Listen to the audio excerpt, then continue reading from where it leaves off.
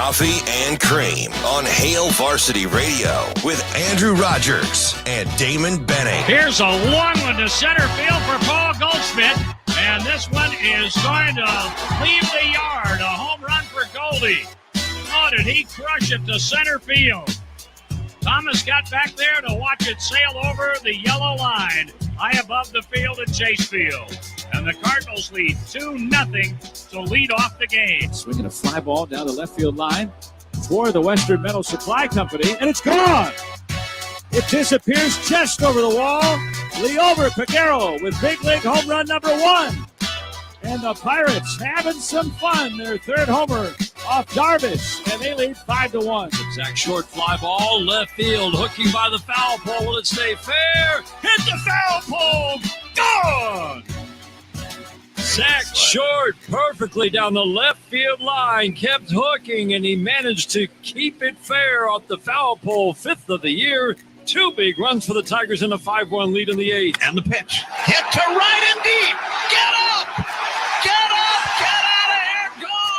Gone for Frelick. His first big league home run. He ties the game at 2 apiece. That is lined into right field, a base hit. Tucker gets the way from Gary Pettis around third. Go to the plate by Jankowski's cut off. The relay, not in time. Astros win it.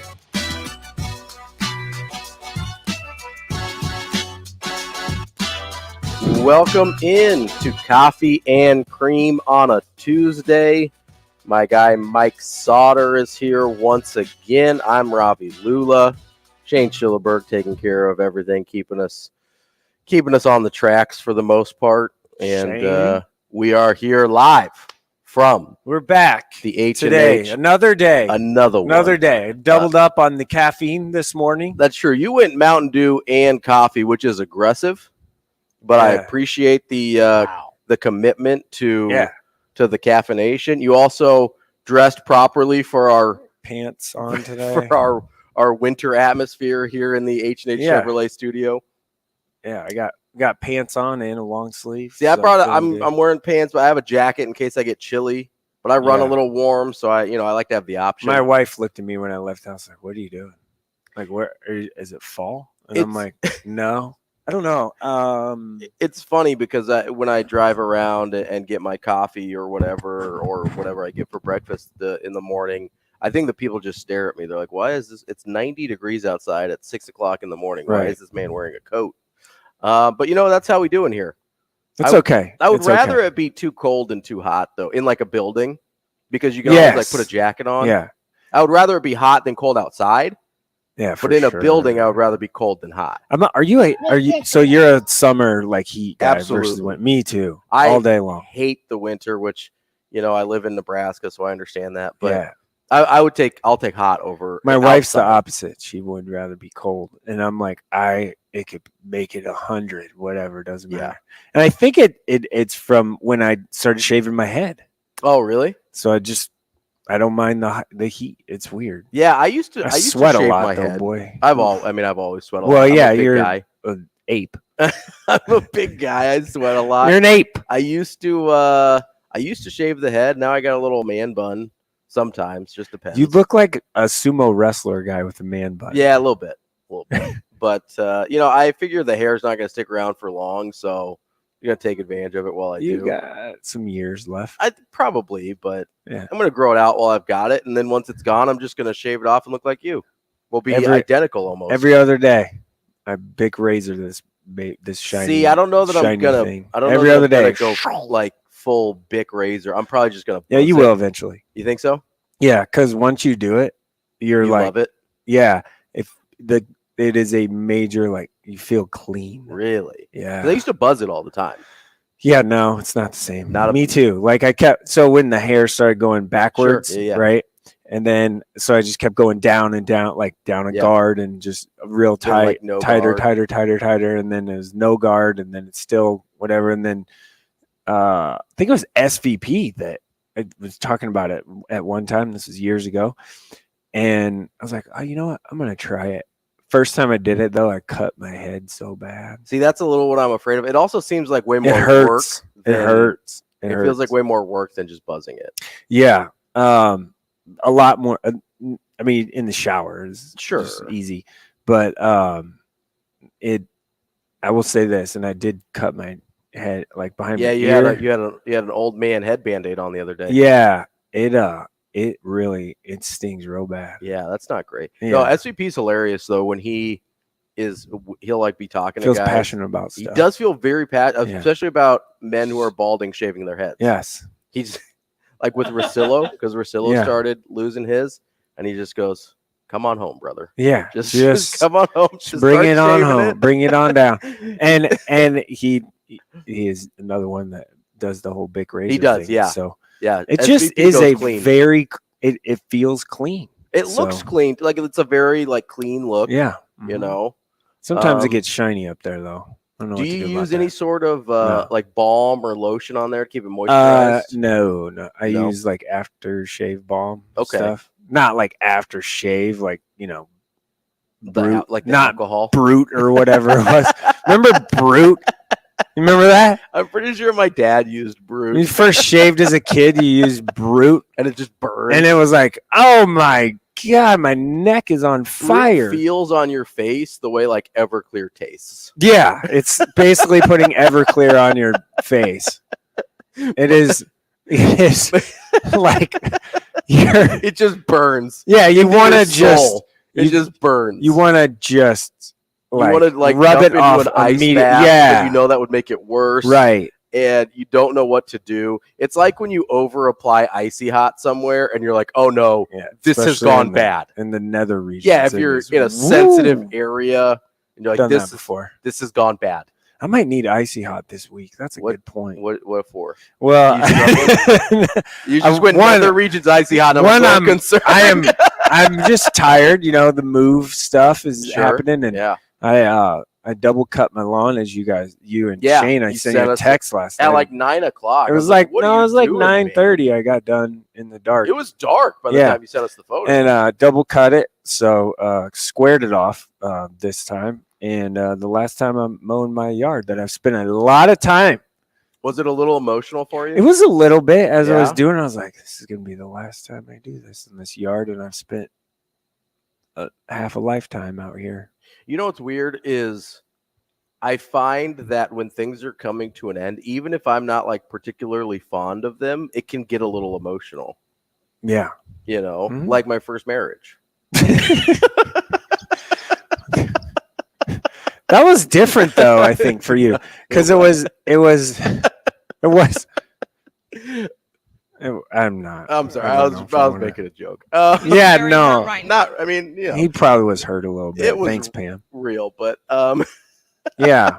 No, but like, so I remember I was leaving when I moved out of an apartment one time, and I didn't really even like the apartment, but just the fact of like moving out of it, it was like the apartment I brought my dogs home to, and I didn't love the apartment, I didn't love the area that I was living in. It just was like a very major move for me at the moment. And I was like, I am weirdly emotional, even though I don't care about this place at all. It was very strange. We did. I've moved a lot in my life. Yeah, you've moved way more than me. So I've moved. I went to 3 different high schools in 4 years, and I didn't move as a kid different at all. Different town. Like we moved across the state. Like my parents are just now about to or considering moving out of the house that I grew up in. Like I lived in the same house my entire upsizing actually, but hey, more Ravi's coming or something. No, never. But no, it's you adopt some. So I don't have the moving experience that you do. Yeah, I've moved a lot. My parents were married 26 years and moved 22, 24 times. So like once a year, basically. Yeah. I mean, I moved a lot. I know how to pack a U-Haul or a moving truck. My wife's kind of that which way. I'm not doing on Thursday, by the way. Because she was military. Her dad was military. So like they moved, they bounced around Japan, Washington State, Washington, D.C., all over the place, right? So, but we were not military. My dad just was just a lot. Kept needing to change jobs. How about that? That's I think the diplomatic way to put it. Yeah. It was awesome. So not you, really. you cut the lawn. Cut the lawn last How's night. the packing Last time. going? Packing is not going Not good. great? It's not great. There's a bunch of just stuff. People that have toddlers. Sure. I or know have people gone that have through the toddlers. move, or have gone through the moving process with toddlers. It sounds miserable. I do not recommend it. It sounds like the worst thing in the world. Because they just want to keep playing with the toys. Yeah, they're like, why are you putting my stuff and away? I want to need pack that. them. Sure, yeah. Like the Barbie Dream House right now is in the living room, just in the way. It's gonna be like the last thing you pack. Yeah, I'm so sorry. So yeah, you better be. I don't think they are that sorry. To They're be not. honest. They don't care. And then make matters worse, our refrigerator went out on Friday. No. On Friday. Oh no! So you just rocked Friday or without Saturday. a fridge for a few days? A few days. It's not Like a getting week? fixed until Thursday, the same day we move. Oof. Oof. Why are you? I thought you were getting a new one. Why are you Compressors out. fixing it at all? No, because we have to leave the one that we have. For the new So people. yes, so we've been living out of coolers, and luckily we have a deep freeze right in the So basement. that helps. And we also have a dorm fridge that I just keep downstairs, Like a mini as fridge. but a bigger one, right? So that's where all the cheese and stuff is. So you have to go all the way downstairs. You're like Saul's complaining brother right now, but- in Better Call. Have you watched Better Call Saul? Nah. Oh, okay. His I don't know if brother's you like- know this. I don't. You don't watch TV? Yeah, I don't watch a lot of shows or movies. Oh, see, I didn't know this about you. What's the last movie you went to? Went to something with my kids. What's the last adult movie you went to? And I don't mean I don't know. pornographic. I just No, mean yeah, for like a not for your children. I don't know. Really? Yeah, like me and my wife or something. Yeah, just like you or you and friends, whatever. I don't. Really? It's been a while. Yeah, years. Really? Years. See, I love going to movies. I go to movies all the time. Yeah, I'm going to a movie tonight. No. What are you seeing? Oppenheimer. There you Oh. go. I'm excited. I've been looking forward to Oppenheimer. So The whole Barbie thing is very interesting. I went to Barbie this weekend. Oh, It was wow. a Cute. Show. I wanted to go. I actually wanted to see both. My wife only wanted to see Barbie, so we saw Barbie, of course. But Then you talked her into this one? Or no, you my go- buddies wanted to go see Oppenheimer, so she's Oh. like, "You go with your friends to Oppenheimer." You got different friends than I do. What do you I'm mean? just saying. I mean, probably. Yeah, I don't see you a lot, so I imagine they are. My friends wouldn't be like, "Hey, let's go catch a movie." Really? No, Really? no. I have. I don't know if I have do I have real friends though like that outside of work? No.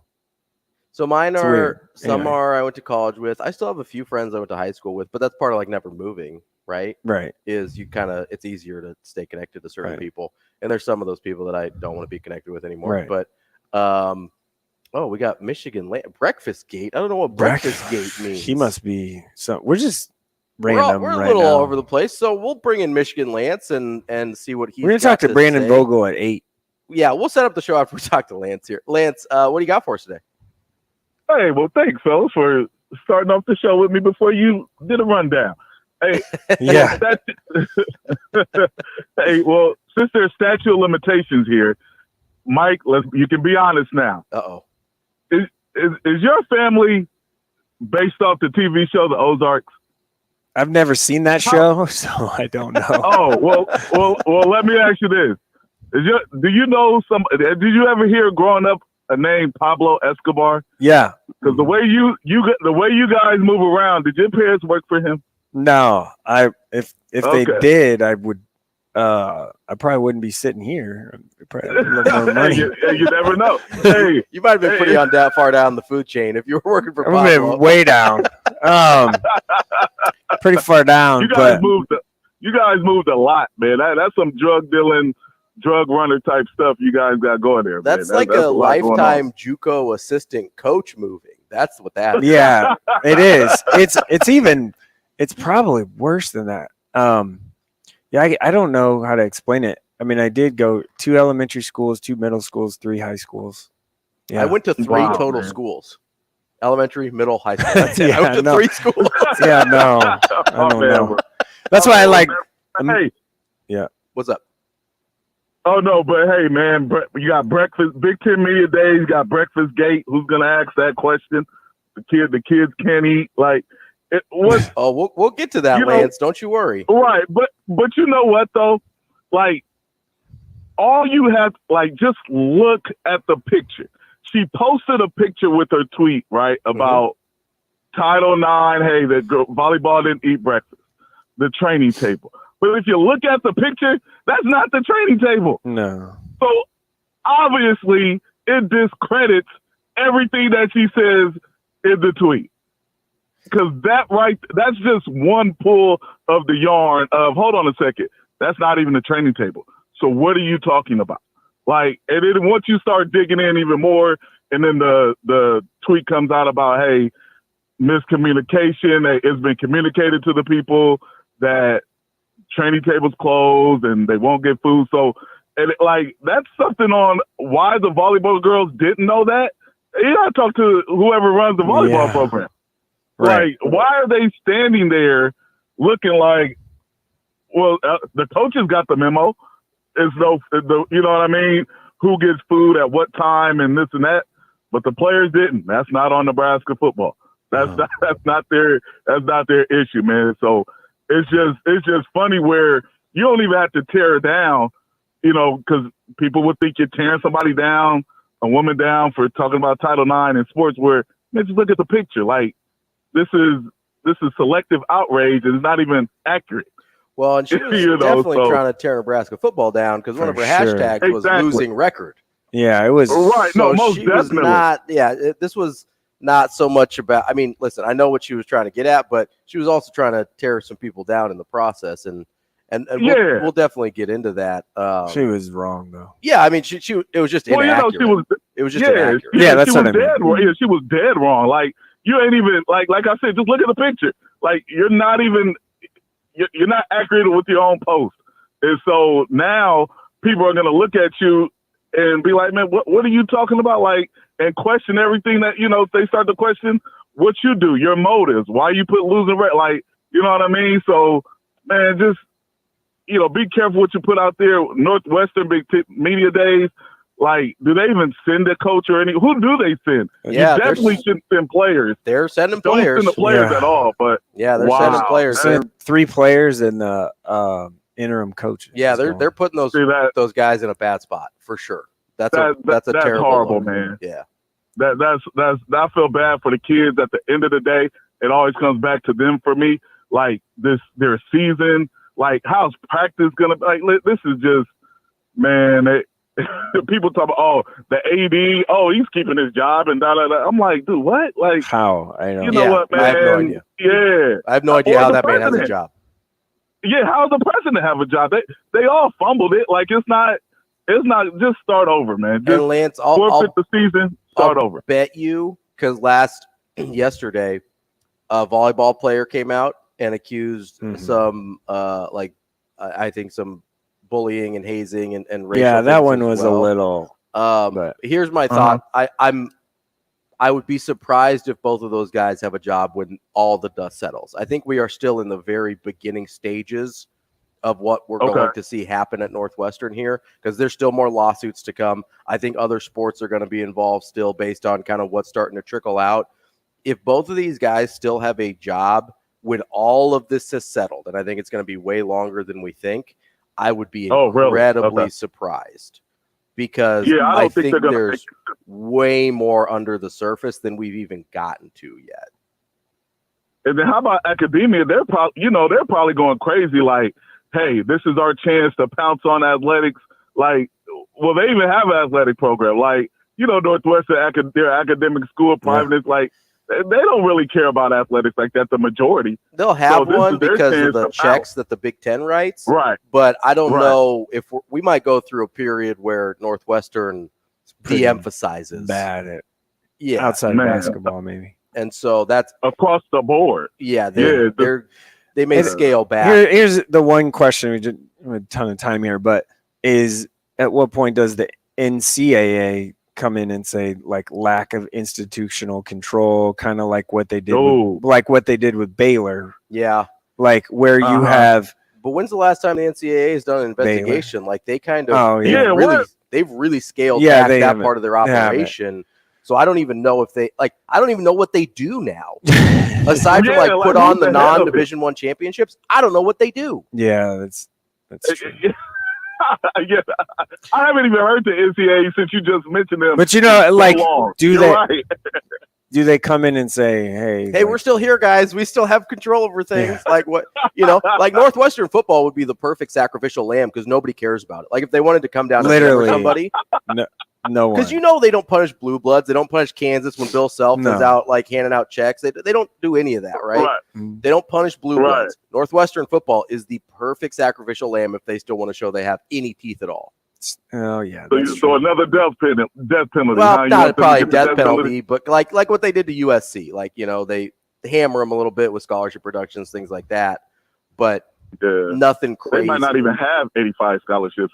I don't even know if they got 85 players. By spring ball, who knows, right? Lance, we appreciate the call. Good stuff, thanks, as always. We got to set up the show here because Sautter and I got off on a little tangent. But we have a terrific show for you here today. Brandon Vogel from Hail Varsity joins us at 8. We will have Alex Hickey at 9. He is a Big Ten columnist for Saturday Tradition. He's going to do kind of a overarching Big Ten conversation with us. A lot of stuff going on. Probably touch on Northwestern as well as some stuff out of media days and just some lingering questions I've got about the Big Ten going into it's almost August. We're pretty close to football season here. And then at 9:43, we will have Jeff Ermann from InsideMDSports.com to preview the Maryland Terrapins. Surprisingly good the last couple years. Good. So we'll see. We got as good. Well, for Maryland, they've been surprisingly good. Okay. Because his first 2 years, relatively they won 3 and 2 games. Yeah. Last 2 years, they've won 7 and 8. Surprisingly good for Maryland football. Relatively speaking. If you want to join the show, like Michigan Lance said, you can give us a call at 888-638-4876 or hit us up on Twitter. I'm at R.A. Lulla. Yes, indeed. He is at Mike Sautter. That's 2 T's and then underscore. Yeah, at the end. Mike Sautter underscore. My neighbors said they were going to call in today. Did they? Or at some point. Well, weird. Are you neighbors with Michigan Lance? No. Okay. What's that? Well, but I did want to touch on something that Lance was talking about, the Lauren Stivrins tweet about breakfast. We will get to that coming up here at 7:30 because there's a lot to dig into there. Yeah. And listen, it's just we'll get into it here after the break. Great show for you today. Saquon Barkley finally signed a contract, so maybe he got his money. Not really. Not really. Not really. He basically signed a franchise tag, more or less, with some incentives. So we'll see how that goes. There was apparently a running back summit yesterday over Zoom, so I'm sure we'll get into that at some point. Catch the ball. Well, all that and catch passes, more. Running backs, catch passes, baby. Don't let your babies grow up to be running backs. Unless they can catch. That's the moral of the story. All that and more coming up next here on Coffee and Cream.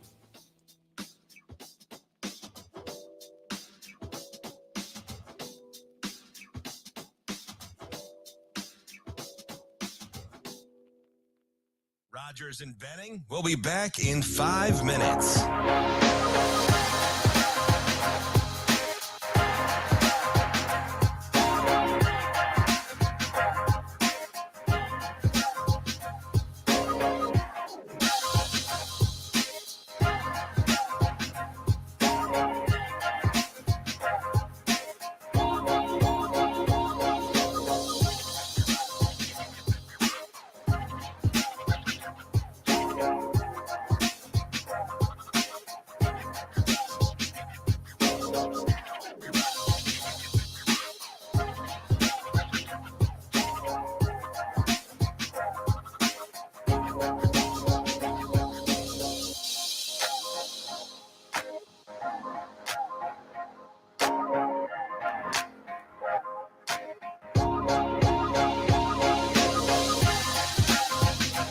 Rogers and Benning. We'll be back in 4 minutes.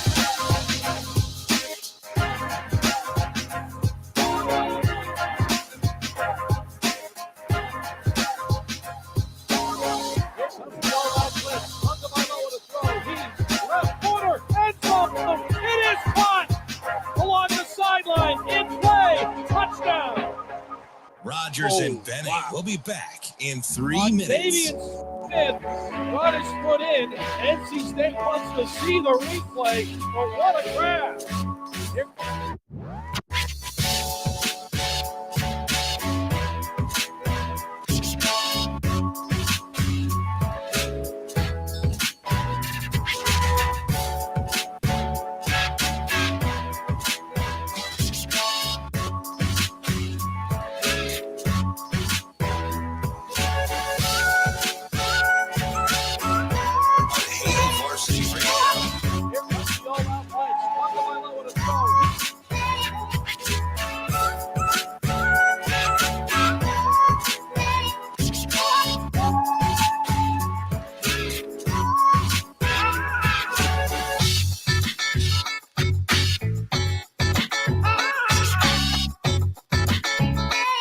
Rogers and Benning. We'll be back in 2 minutes.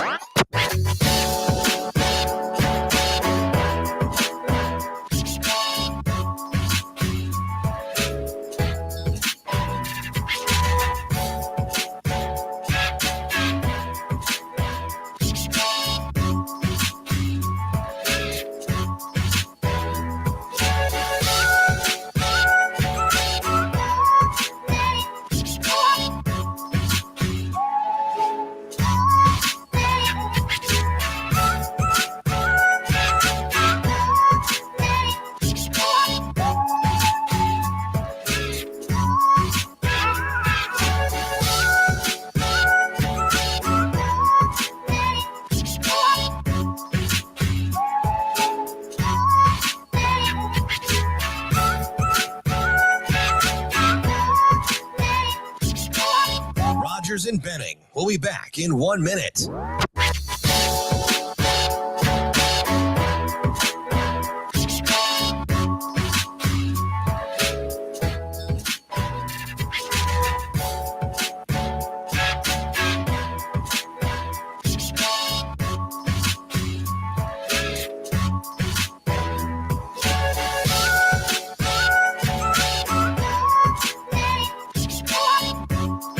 Rogers and Benning. We'll be back in 30 seconds.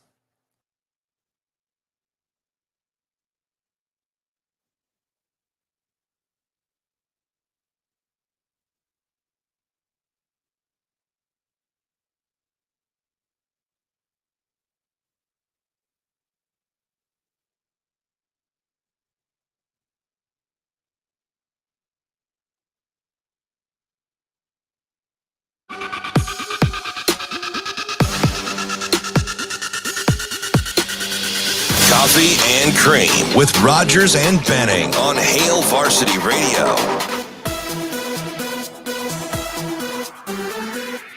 Welcome back to Coffee and Cream here on AM 590 in Omaha, live from the H&H Chevrolet studio.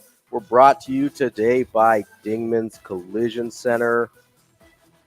They have a give back program for every car repair they do. You can find out more at dingmans.com/r-community. They've been in business in Omaha for over 25 years, family owned and family operated. The latest technology on the market for any make and model that you have, 4 locations throughout the metro, along with a standalone mechanical shop at 120th and Maple. voted first place best of Omaha for 18 years running. Dingman's Collision Center. We love our friends over at Dingman's. I also forgot to mention, we've got the sports six-pack up today, the Zipline Sports six-pack.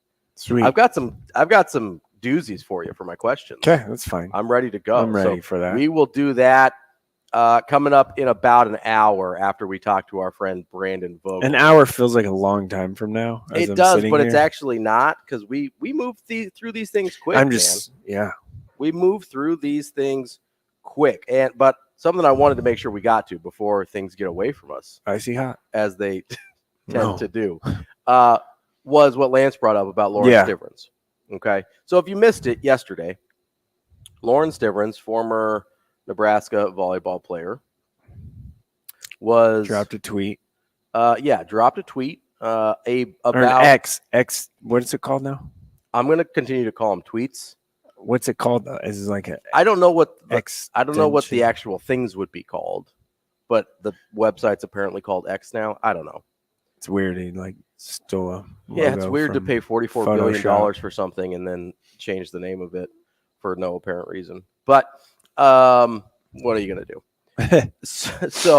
Yesterday, Lauren Stivrins tweeted out, training table is closed and only football is allowed to eat breakfast here.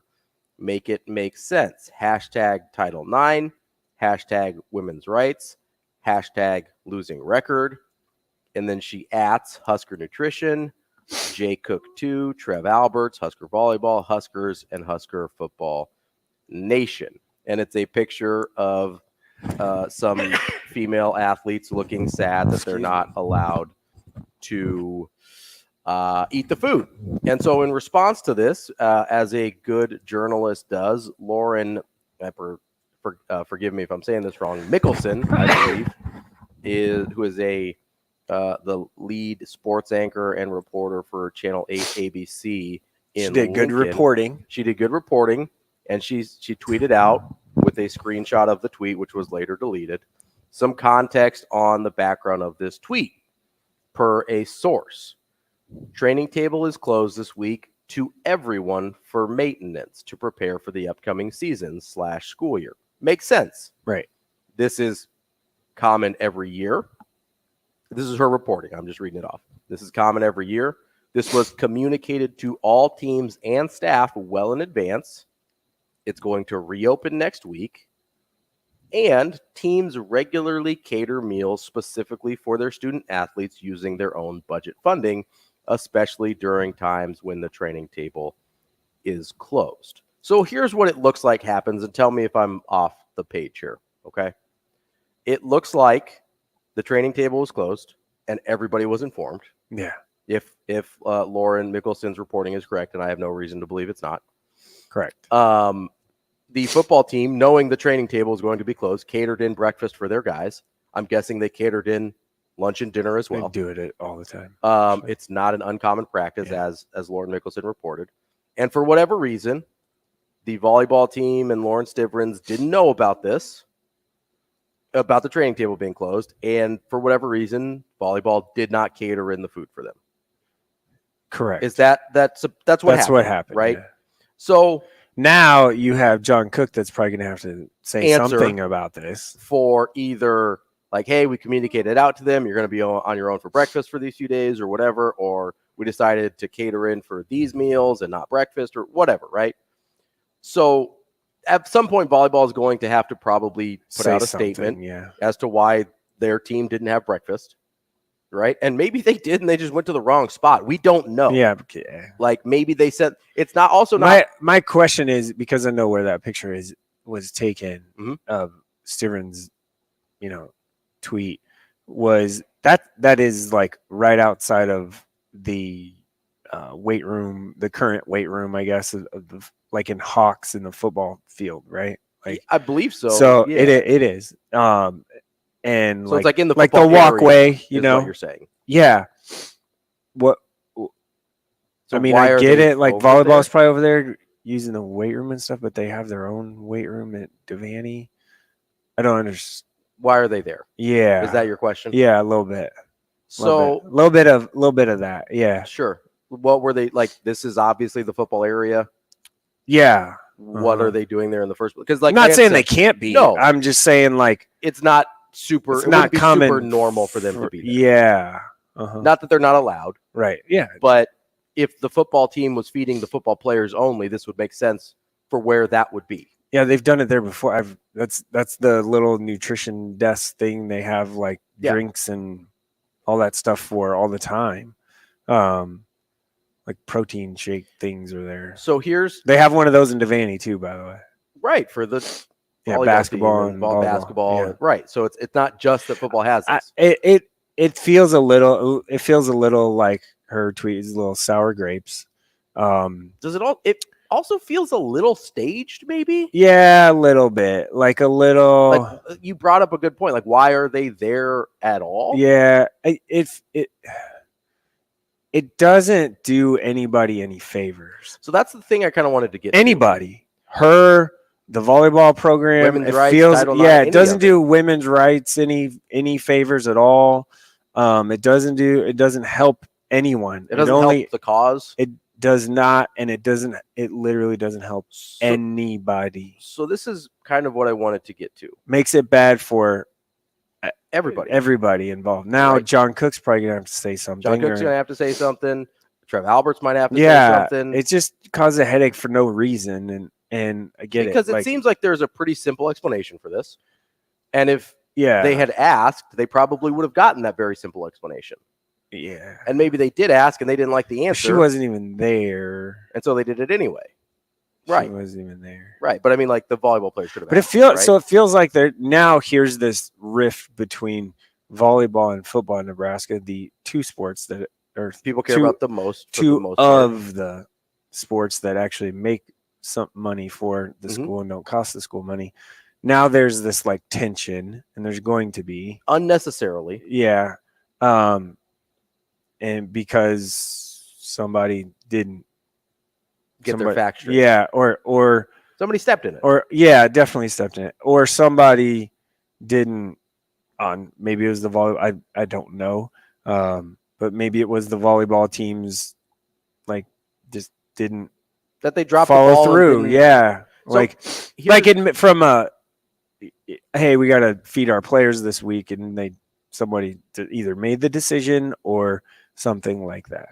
So there'll be a tweet today about them with catered in meal at Devaney. That'd be funny. It would be hilarious.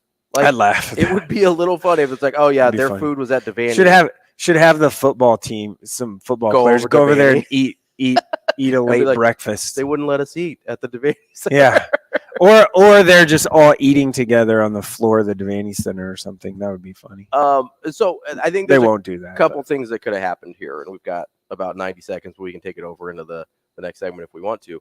I think there's a couple things that could have happened here. A, the volleyball team made the conscious decision, hey, we let our people know you're not going to have training table access. Like, you need to make sure you take care of your food, right? Right. And with like NIL and stuff like that, maybe they're like, hey, these kids have some money in their pocket now. It's not the end of the world if we don't have these meals for them for a week or whatever. A $5 million NIL deal. Right? Yeah. So, maybe that was the conscious decision that was made. Or like you said, maybe somebody dropped the ball and either missed the timeline, forgot to order, or they dropped the ball on getting organized and making sure there was food catered in the way the football team did. Or there's a third option, and we don't know. Maybe they catered in food and just nobody said anything yet, and they were in the wrong spot. Or they missed the time or something. Or maybe it was like from 6 a.m. to 8 a.m. They didn't want to wake up till 9, whatever, right? I have no idea. But to me, those are the three options. They catered food and they missed it. They chose not to cater food, or somebody forgot. Right? I mean, that's pretty. Or it's a former player that has an axe to grind. Yeah. Right. Well, I think in any of those three situations, it can be. I think all of those are probably a little true. There's a little truth in all of those. Three of those possibilities. Yeah, right. Four possibilities. Yeah. When we come back, there is one more thing I want to touch on with this before we move on and start talking about some other things. All that and more coming up on Coffee and Cream.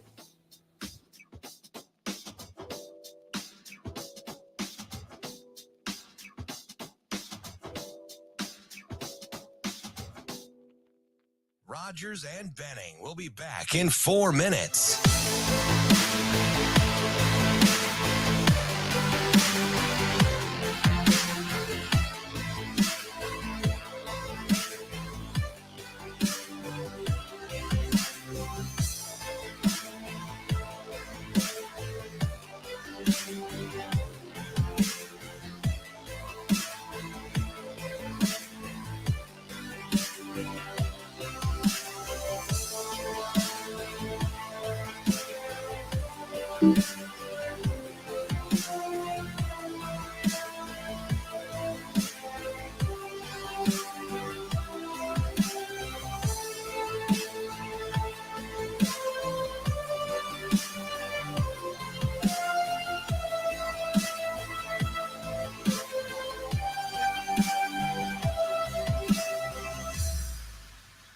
Rogers and Benning will be back in 3 minutes.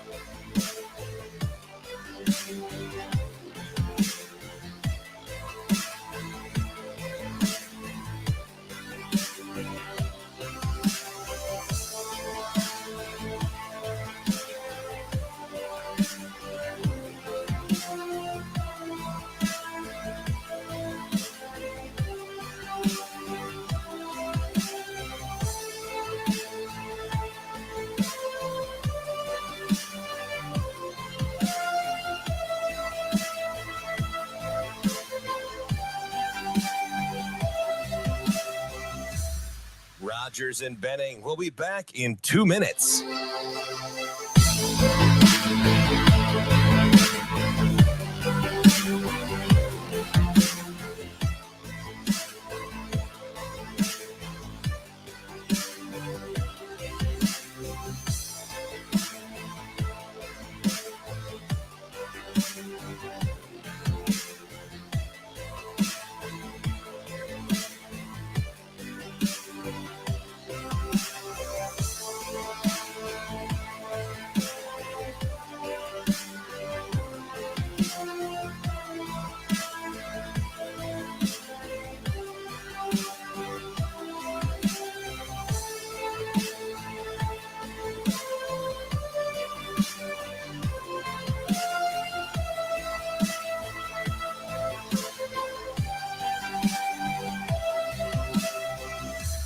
Rogers and Benning will be back in 1 minute.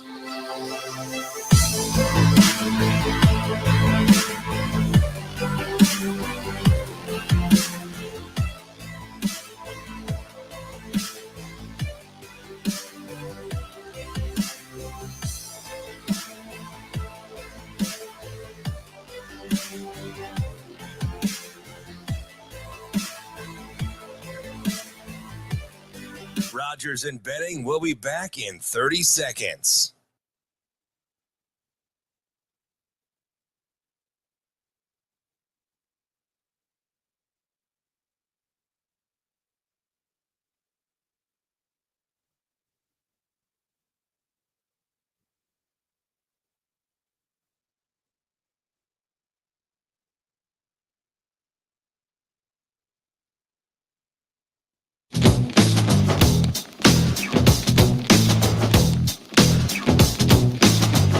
Coffee and Cream with Rogers and Benning on Hail Varsity Radio.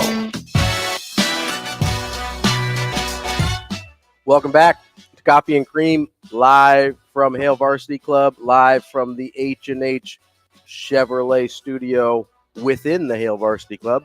I'm Ravi Lulla. That's Mike Sautter. Rogers and Benning will be back at some point. They tell me. I think so. Next week? Allegedly. Maybe? That's what they tell me. Is it next week? Yeah, that's what, our fearless leader, Sasha, told me next week. Damon's going to actually work. Oh, so there we go. Say that out loud. Let's put the mic up by your face. There we go. Yeah. I said Damon's actually going to work. Damon is working more often than like almost anyone I know. It just is sometimes coaching football, sometimes is doing Husker random Radio Network stuff, stuff, random podcasts with guys like me, just he does a lot of random. We used to have one together too that was random. Yeah, years ago. Well, it was literally years, like 2 or 3 years ago. It was really good though. In another time, forget what it's called. That's in another lifetime. Yeah. So there were a couple loose ends I wanted to tie up with the Lauren Stivrins thing. And it had to do with this idea of women's rights and kind of the inequality she thought she was bringing up. Because even I'm going to try and give her the benefit of the doubt. Don't make anyone mad here. I'm probably going to. You better be careful.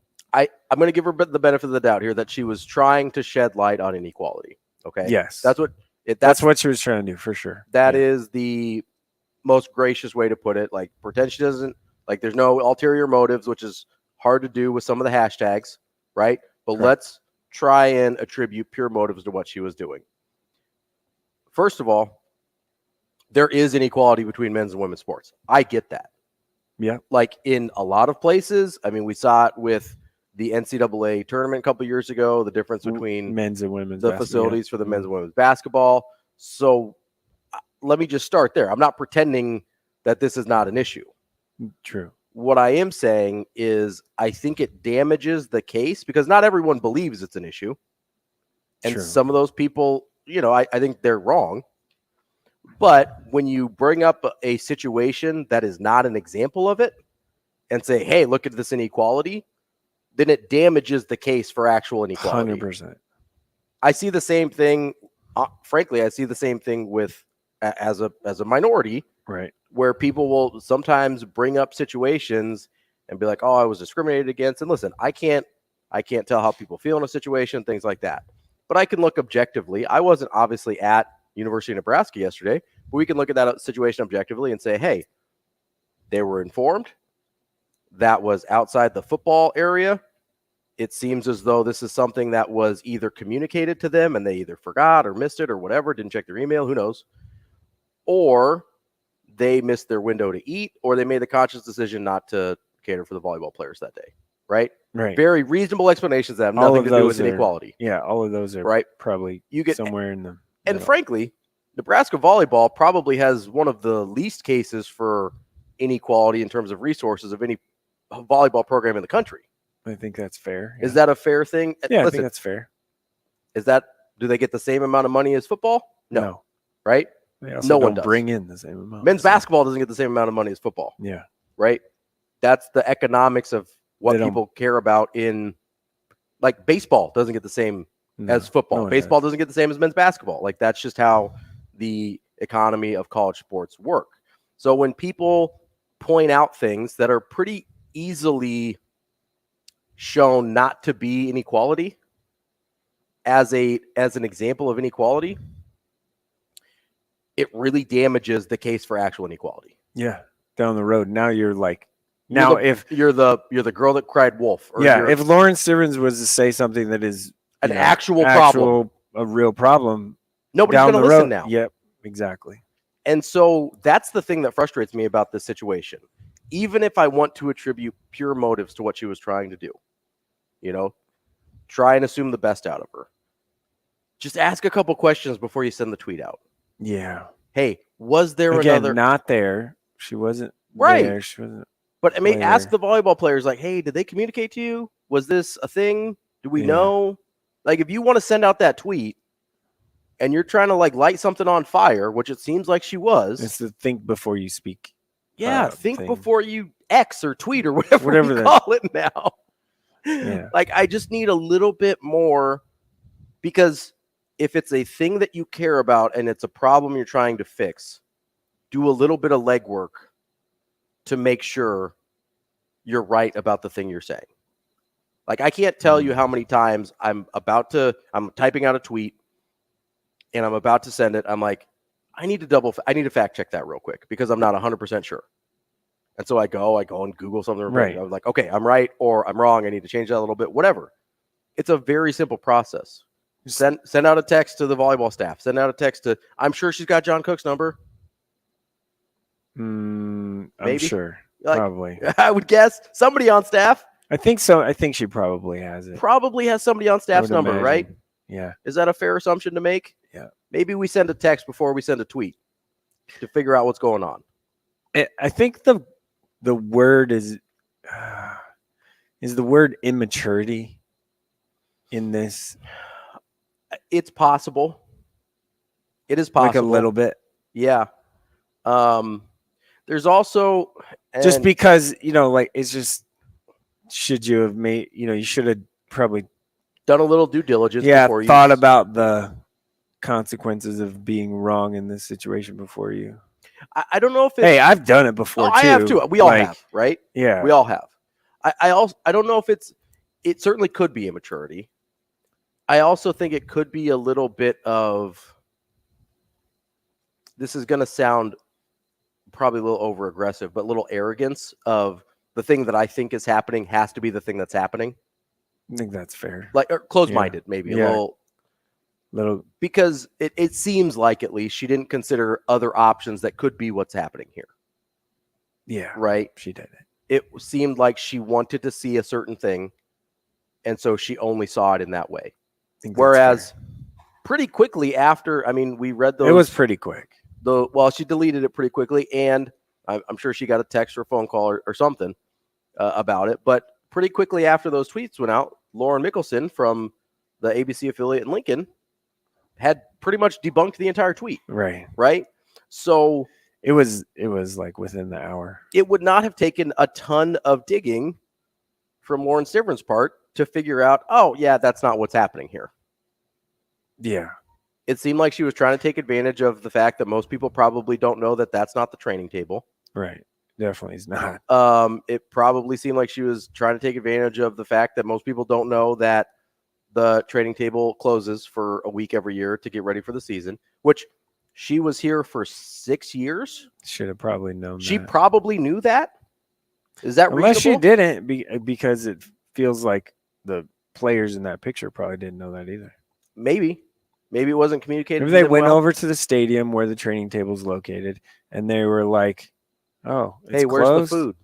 Yeah. Hey, why can't we eat today? And then maybe someone was like, "Oh yeah, go over here. There's food over by the weight room or whatever." Yeah. Yeah, I don't know. Which isn't a long walk. It's down a couple hallways. Right. So. And so there's a lot of variables that I don't know and that we're admitting we don't know. Seems like maybe you should, if you're going to tweet out something like that, maybe you should try and figure out some of those before variables. you send that out, you probably got to think a little harder. I think so. I think a lot of the problems due diligence would be solved if you just thought a little harder. Do some due diligence. Yeah. So that's all. We'll leave the tweet and breakfast gate and all that at that.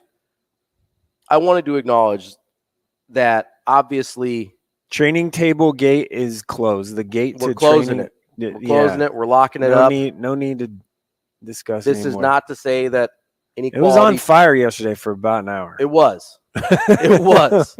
And I felt the need to address it because I don't think this is a good example of inequality, but I do also want to acknowledge that inequality does exist. Correct. Like, is that fair? Can we have that much nuance? Yeah, that's on fair. A sports talk radio show. I think that's show? fair. I'm not. I just don't. I think she should have probably asked around a little bit more before and it's a learning experience. That's not a big ask to just. Yeah, it's okay. I'm sure she'll be forgiven. Hopefully, she learns from it and can do better next time. Sure, people will forgive her. Besides the people in the comment section of her tweet that were very mean. Sure. That's probably also why she deleted it. I do think the hashtag losing record was probably unnecessary. A little much. Probably a little over the top. A little much. Especially when you had a coaching change and all that. But, listen, I get it. I get it. Yeah. So we'll close the gate on training. Close the gate.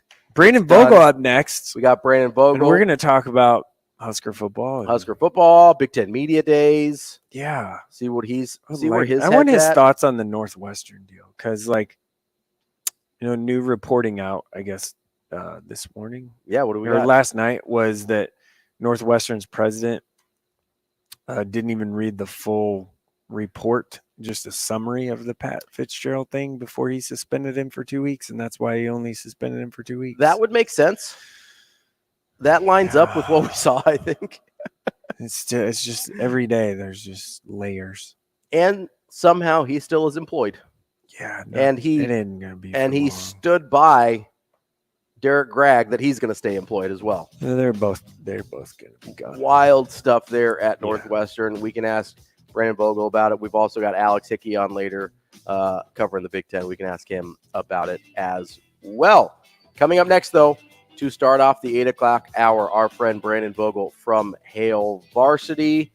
Coming up right here on Coffee and Cream. You can listen to us on AM 590 or podcasts, Apple, Spotify. Watch us on YouTube. We'll be back.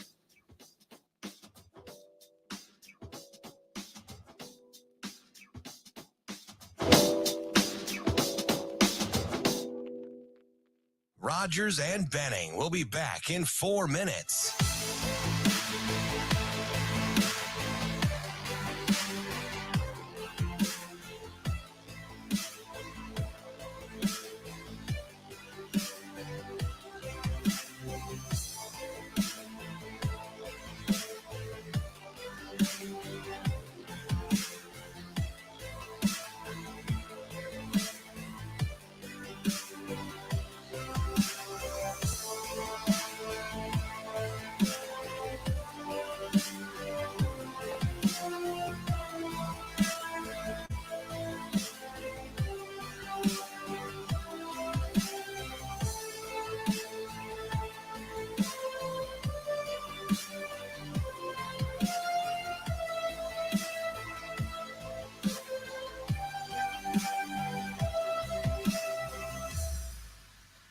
Rogers and Benning will be back in 3 minutes.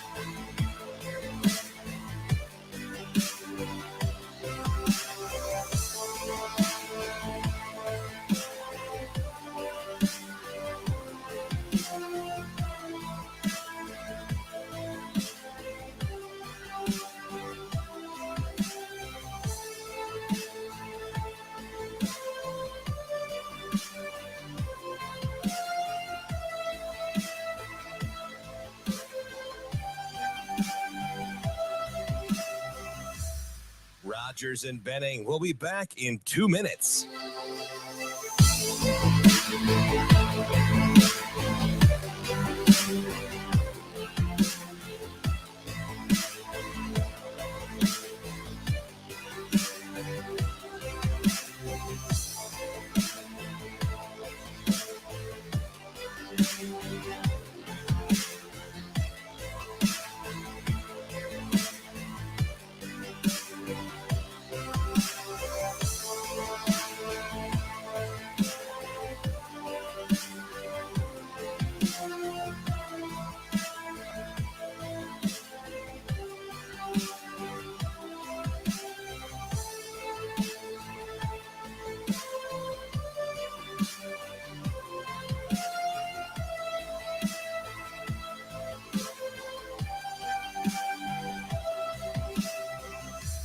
Rogers and Benning will be back in 1 minute.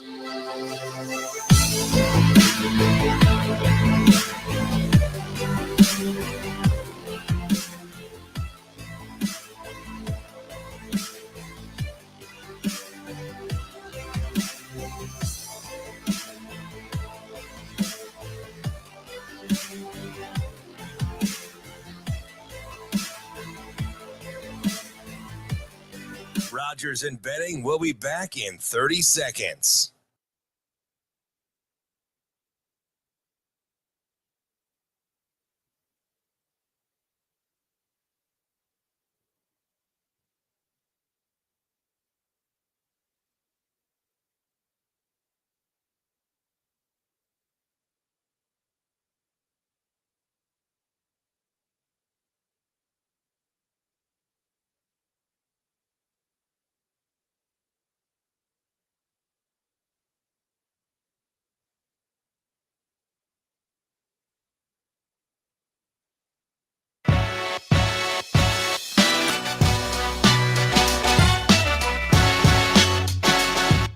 Coffee and Cream on Hail Varsity Radio with Andrew Rogers and Damon Benning.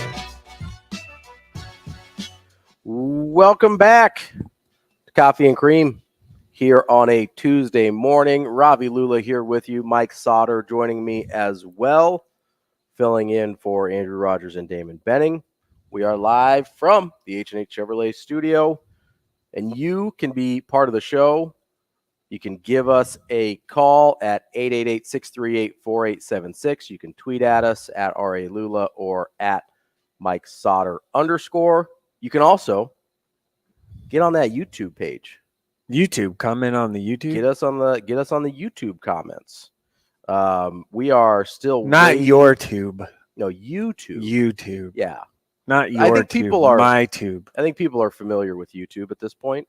You think so? I think so. Yeah.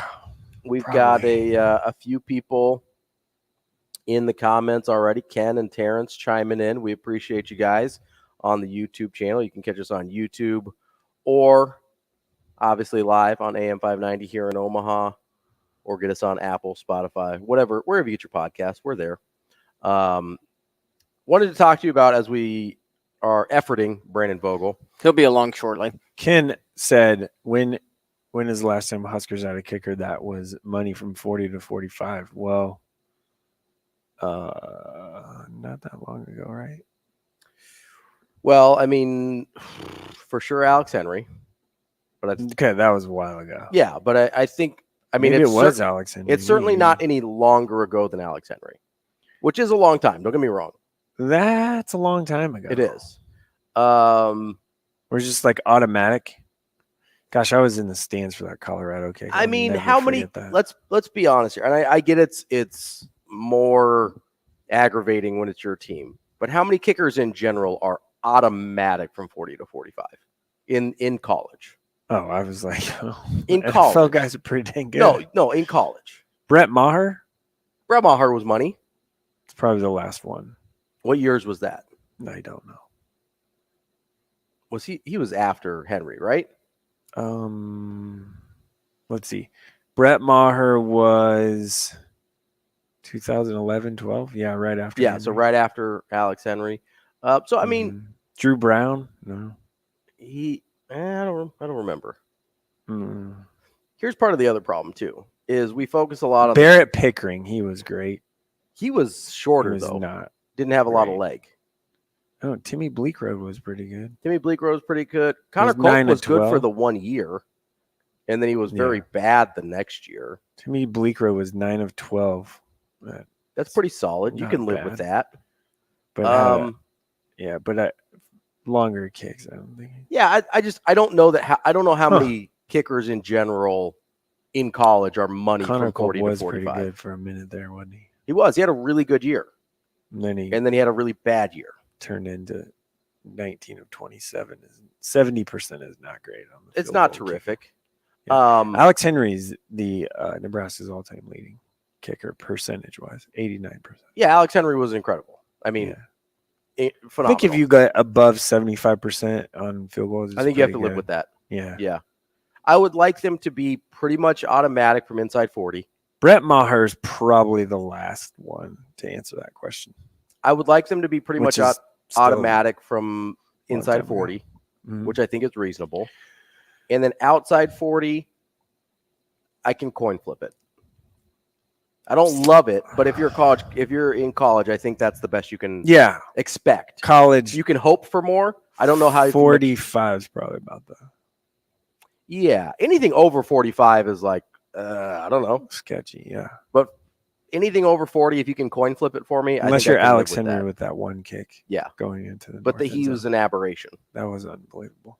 You know what I mean? Yeah. I just need you to make I need you to make like 90% from inside 40. 90%. 85%. Huh. I need a high number inside 40. Brandon would know. Yeah, he would. Is he in? He's in. All right.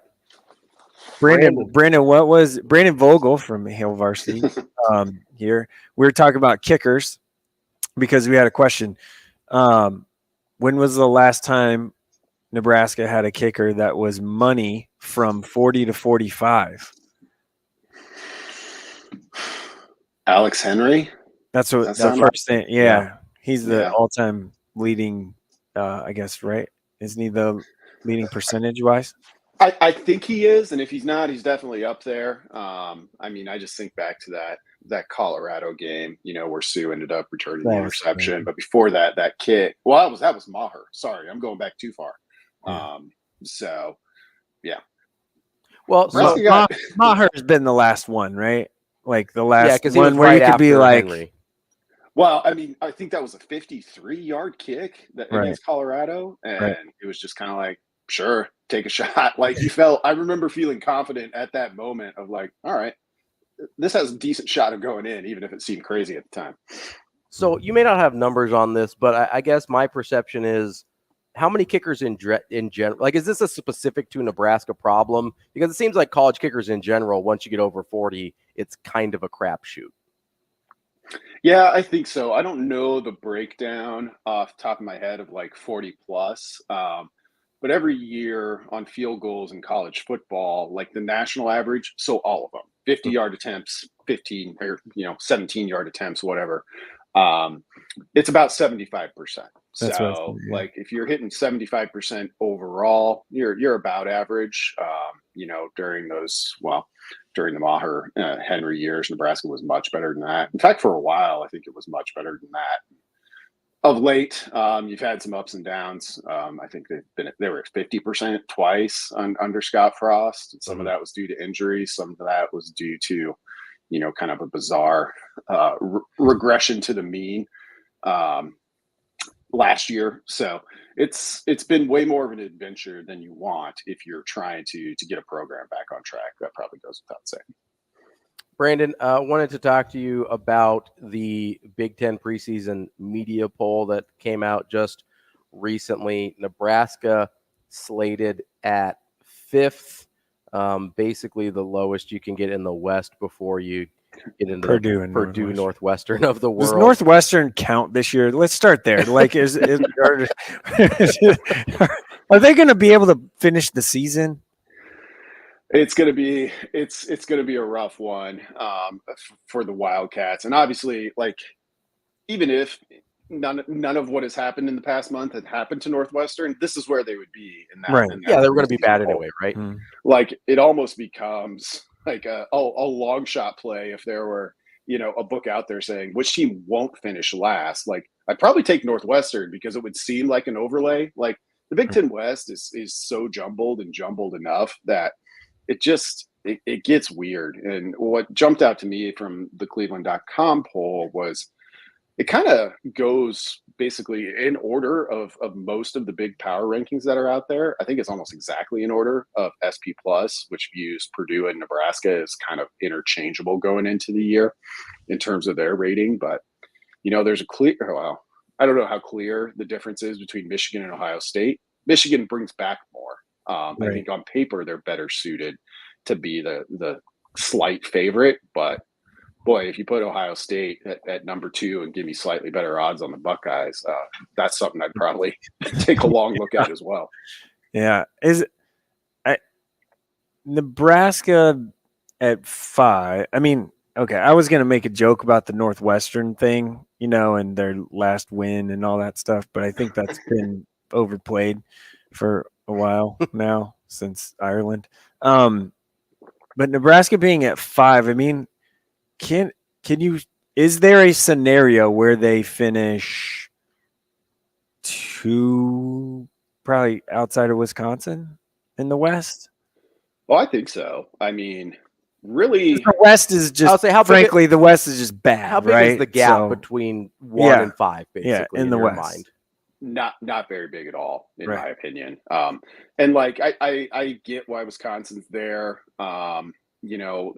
They obviously struggled enough by their current standard that they ended up firing, Paul Christ. But you look back at those seasons, like one of them was 2020, which at this point, when I look back at that year, good or bad, I'm almost throwing it out. You look at some of the conference, like even championship game or participants in that, they may not have won it, but Northwestern was there. San Jose State won the Mountain West, which was cool, but now you're kind of like, it just seemed like a weird anomaly.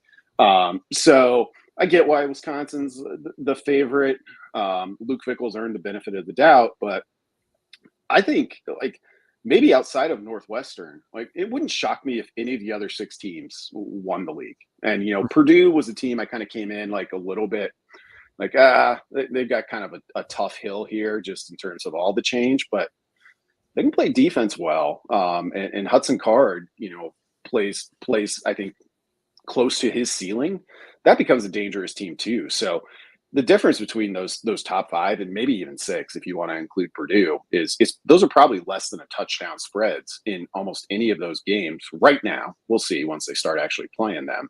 And you get into that territory, and it's like 55%, 45% win expectancy. So they're not quite coin flips, but they're pretty close. Brandon, are we underestimating the amount of change that Wisconsin's gone through? Because we look at Purdue, Mordecai, the quarterbacks. We got new quarterback, new head coach, new coordinators, different, a dramatically different offense. I mean, they've gone through as much change as Purdue, and I think the talent level is probably better at Wisconsin still. But we look at Purdue and assume they're going to be bad, even though they were about very similar records between Purdue and Wisconsin last year. And we look at Wisconsin and assume they're going to win the division. Like it seems like, and I like Wisconsin this year. It just seems like maybe we're underestimating how much has changed up there. Yeah, I think so. Like in the Longo piece of it, offensive coordinator Phil Longo, plus Mordecai commands so much attention. But Longo, I think he has described himself in the past as an air raid guy. I'd be interested if he still describes himself that way. But he had some North Carolina teams that were, that ran the ball more than they threw it.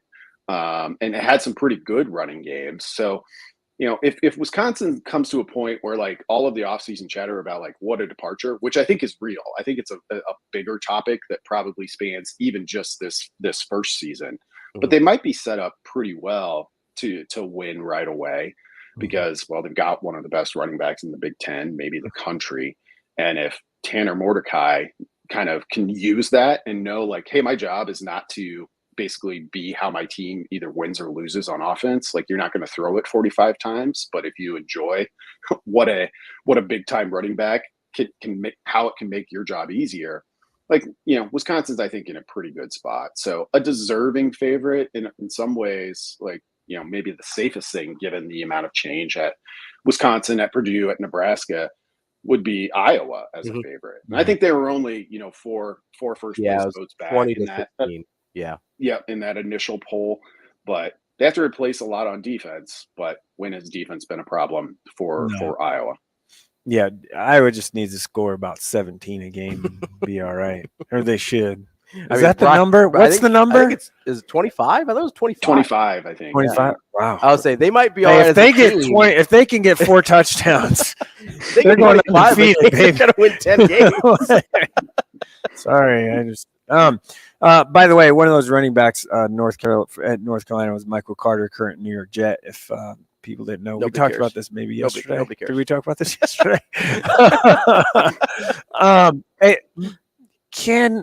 Minnesota has, first of all, they have a 7th-year player that they're bringing to Big Ten Media Days, which, like, is he married with kids? Or he's got a mortgage for sure. Like, yeah. Like, how does that happen? Gosh, I thought it was only 6 year with the COVID year. How many COVID years can you get, Brandon? Is it just one? I think just one. Is it Ottman Bell? Is that who it is? Yeah. Yeah. I mean, so every year in the yearbook, we kind of try to boil down 3 key players on each team. And I think I've included Ottman Bell like 4 times, or at least 3. So, in 2019, they had those 2 big time receivers, and Ottman Bell was kind of like, oh, man, this guy was kind of quietly pretty good. I think he had 500 some yards. So really been writing about him since then. And I think he's missed 2 seasons or almost 2 full seasons due to injury. So it's crazy, but that sort of thing I think is going to become a little bit more common. Well, it won't, because you'll lose the eventually we'll phase out of the special COVID consideration, but just with transfers and, how willing the NCAA ends up being on waivers.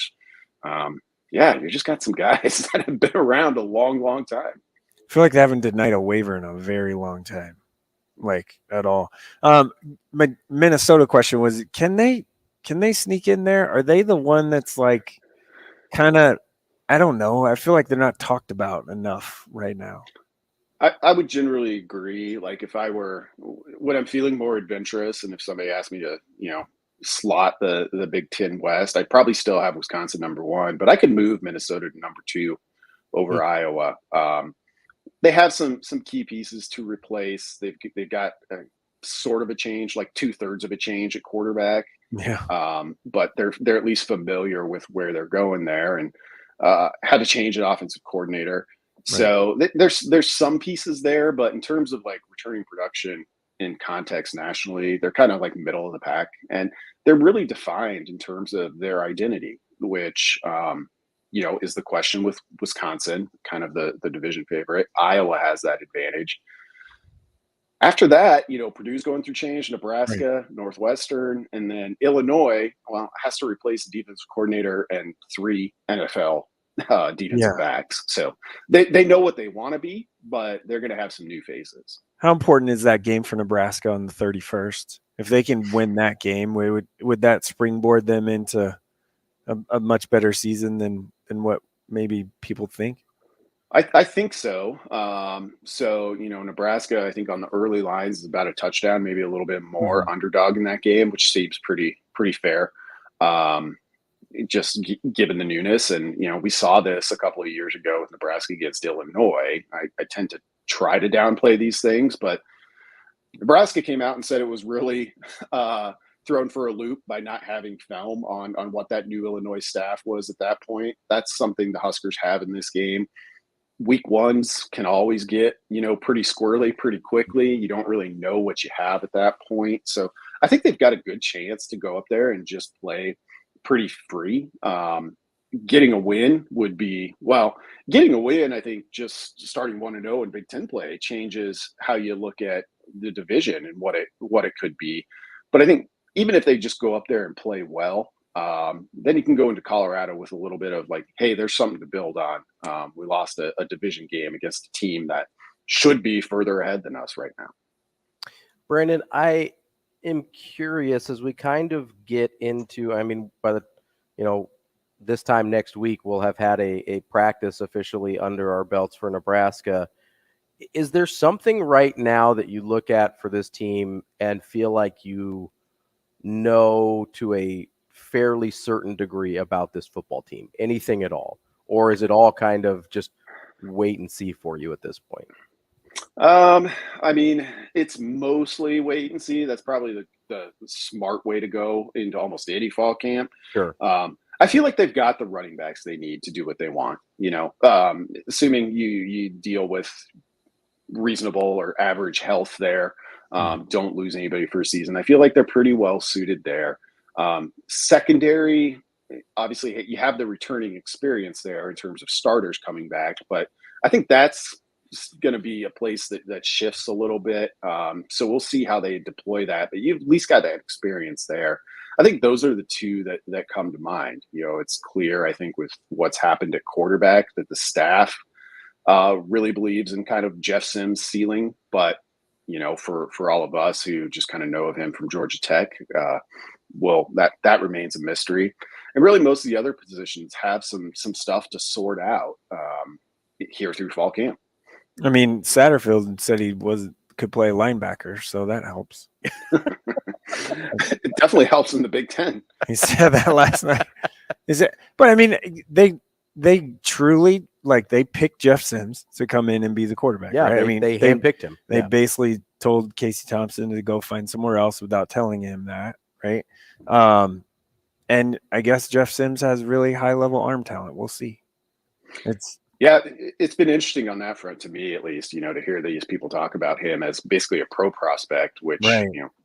He probably was coming out of high school. Like you're rated that highly. That's kind of what those ratings are trying to say. And then you go to Georgia Tech and, it was just, you saw the promise, but it was pretty up and down, as was Georgia Tech.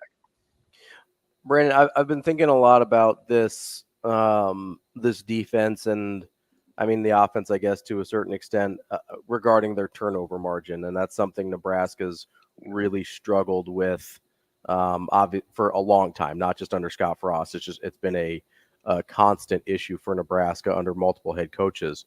If I were to tell you that Nebraska ends up with a positive turnover margin on the season, you would tell me they have won how many games?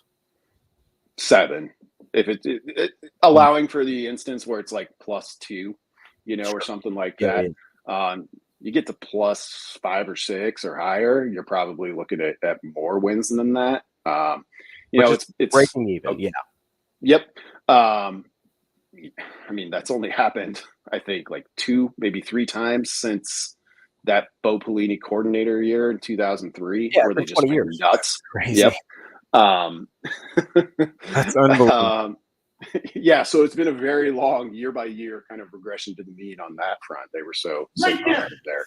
But, that was a big part of that 2019 Baylor season. And, the thing that is always tricky for me with turnovers, like every coach is out there emphasizing, we need to avoid them. We need to force them, depending on which side of the ball we're on. And good luck if, a team like Iowa kind of makes you wonder a little bit, like, oh, can you actually coach this stuff? Or is it just mostly random? But for Nebraska, they've been on the wrong. If it is random, they've lost a lot of coin flips in a row. Due. So at one of these seasons, it's really going to flip, and it's probably going to result in what in the current context would be a pretty special season for Husker fans. What's the biggest priority offense getting ramped up, position group getting ramped up the quickest? Is it tight end or wide receiver, or probably a little bit of both? Yeah. I think when I look at tight end, even without knowing the status of Gilbert at this point, like I can feel pretty good about it, assuming, Thomas Fedoti stays healthy and, looks like the player we all know he can be. But when I look at wide receiver, there's options there. I think Nebraska's okay in terms of depth, but there's not a lot of certainty. And when you bring in a new quarterback, like year to year, just that continuity between passer and pass catcher becomes really, really big. And it's why it's valuable to have a returning quarterback. So Nebraska's not going to have that. It's in a lot of college football now, given the movement of quarterbacks, a lot of teams aren't. So that'll be interesting, kind of big picture going forward. But when I look at it, I would say receiver out of those two groups, and just working with a new quarterback in a new offense. So a little bit of lack of experience there, I guess. Gosh, it's hard to say that because they're a little older, but they haven't played a lot. Not a ton of production coming back, though. Yeah. That's Brandon Vogel from Hail Varsity. Brandon, we appreciate your time and insight as always, and hope you have a good rest of your week. You too, guys. Thanks. Yeah, thanks. That is our friend Brandon Vogel from Hail Varsity. Really good stuff there. Yeah. We'll dive. Brandon's always got good stuff. He does. Way smarter than me. We'll dive more into some Big Ten stuff coming up with Alex Hickey a little bit later. But coming up next, it's time for our Zipline Sports 6-pack. We're going to get some random questions with our guy, Mike Sautter. Let's go. Right here on Coffee and Cream. Coming up next.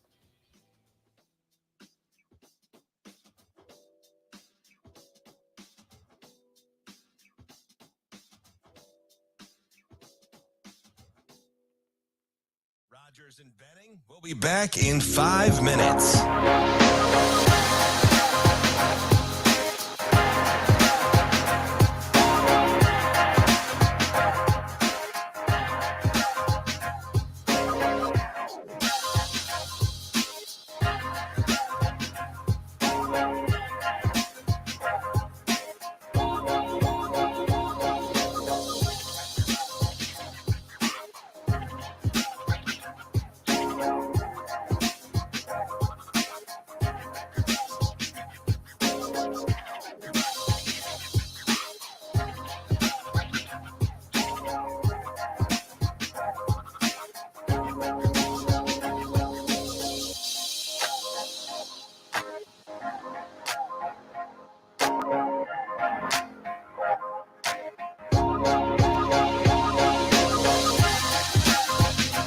Rogers and Benning will be back in 4 minutes.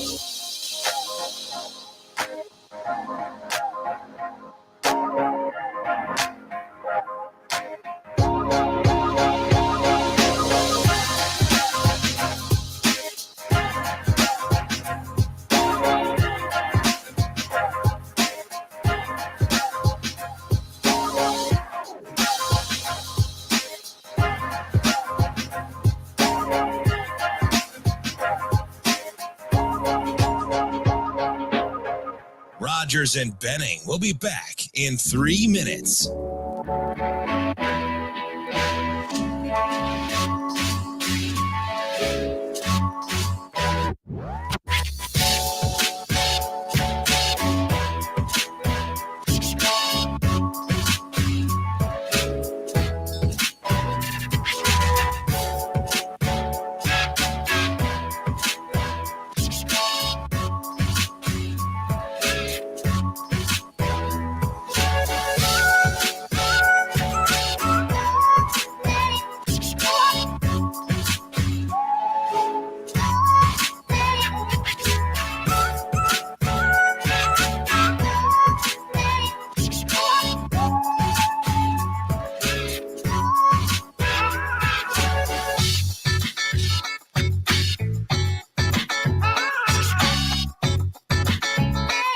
Rogers and Benning will be back in 2 minutes.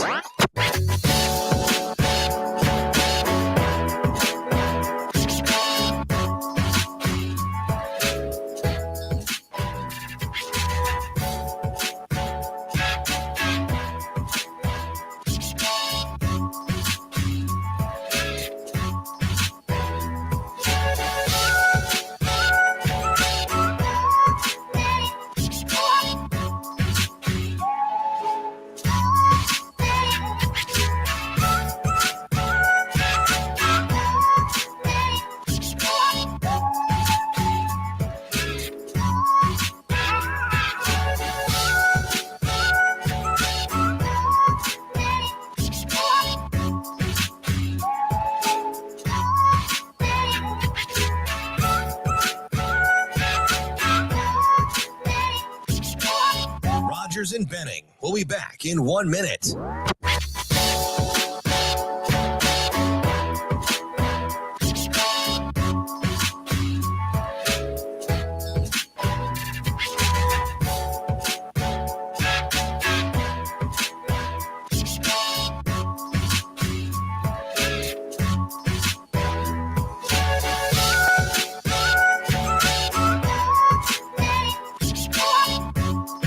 Rogers and Benning will be back in 30 seconds.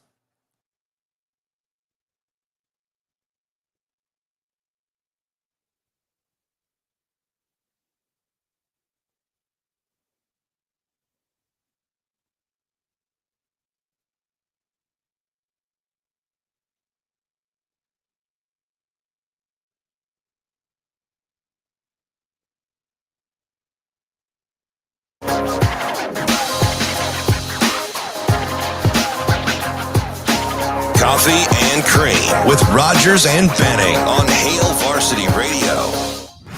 Time now for the Sports Six-Pack on Coffee and Cream with Andrew Rogers and Damon Benning. Presented by Zipline Brewing Company, makers of Dear Old Nebraska Brew, the official beer of Nebraska alumni.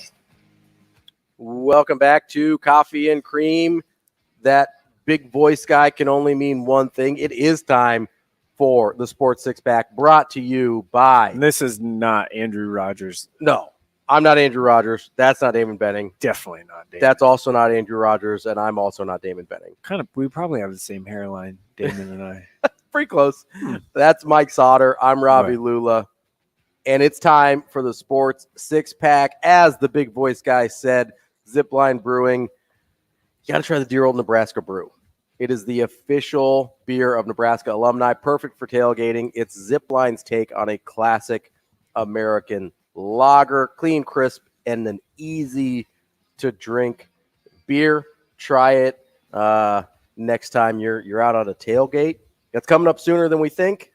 Gosh, it is. I will say I have, as I age, the ease of drinking of my beer has become a very important factor to me.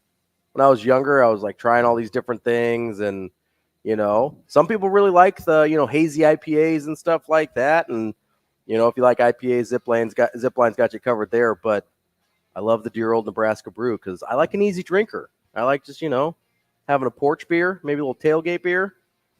That's for me. That's what I haven't been to a tailgate in a very long time. Really? Nah. Well, yeah, you cover games and stuff all the time. Yeah, it's now. hard to do that with the job. Yeah. Yeah. So we got the sports six pack. Anyway. Shane, you ready to crack a couple open? Who's winning this? Is this a competition? No, it's just questions. Dang it! Can we make it a competition? We'll do trivia tomorrow, I think. Can we turn this into a competition? Sure. Shane, me versus you. Declare whose answers are the best when we're done with this, okay? Oh, that'll be great. Shane will declare a winner. It's like boxing. He's just going to judge it. No one will know the criteria he's using. He's just going to declare a winner. All right, question number 1. What is your favorite sports memory as a fan? Oh. I know you're a bit of a tortured soul in terms of your sports fandom. Do you want me to go first? Yeah, go first. To think about it? Yeah. So I have a few that come to the top of my mind. Obviously, 04 Red Sox. If you want like a specific moment. Do you have to be in person or no? I think just any. I'll give you one. I'll give you a couple of each. So my 04 Red Sox was, like the Dave Roberts steal is one of my favorite moments. But I don't know if at the time I realized, because they were still down 0-3 to the Yankees, I didn't know that it was going to result in what happened, right? So looking back, it's one of my favorite moments. At the time, I was still pretty stressed because I just thought they were going to lose. One of my favorite in the moment, I knew what was happening. There's two of them, and this is going to make people mad because they're like, oh, Creighton Homer guy.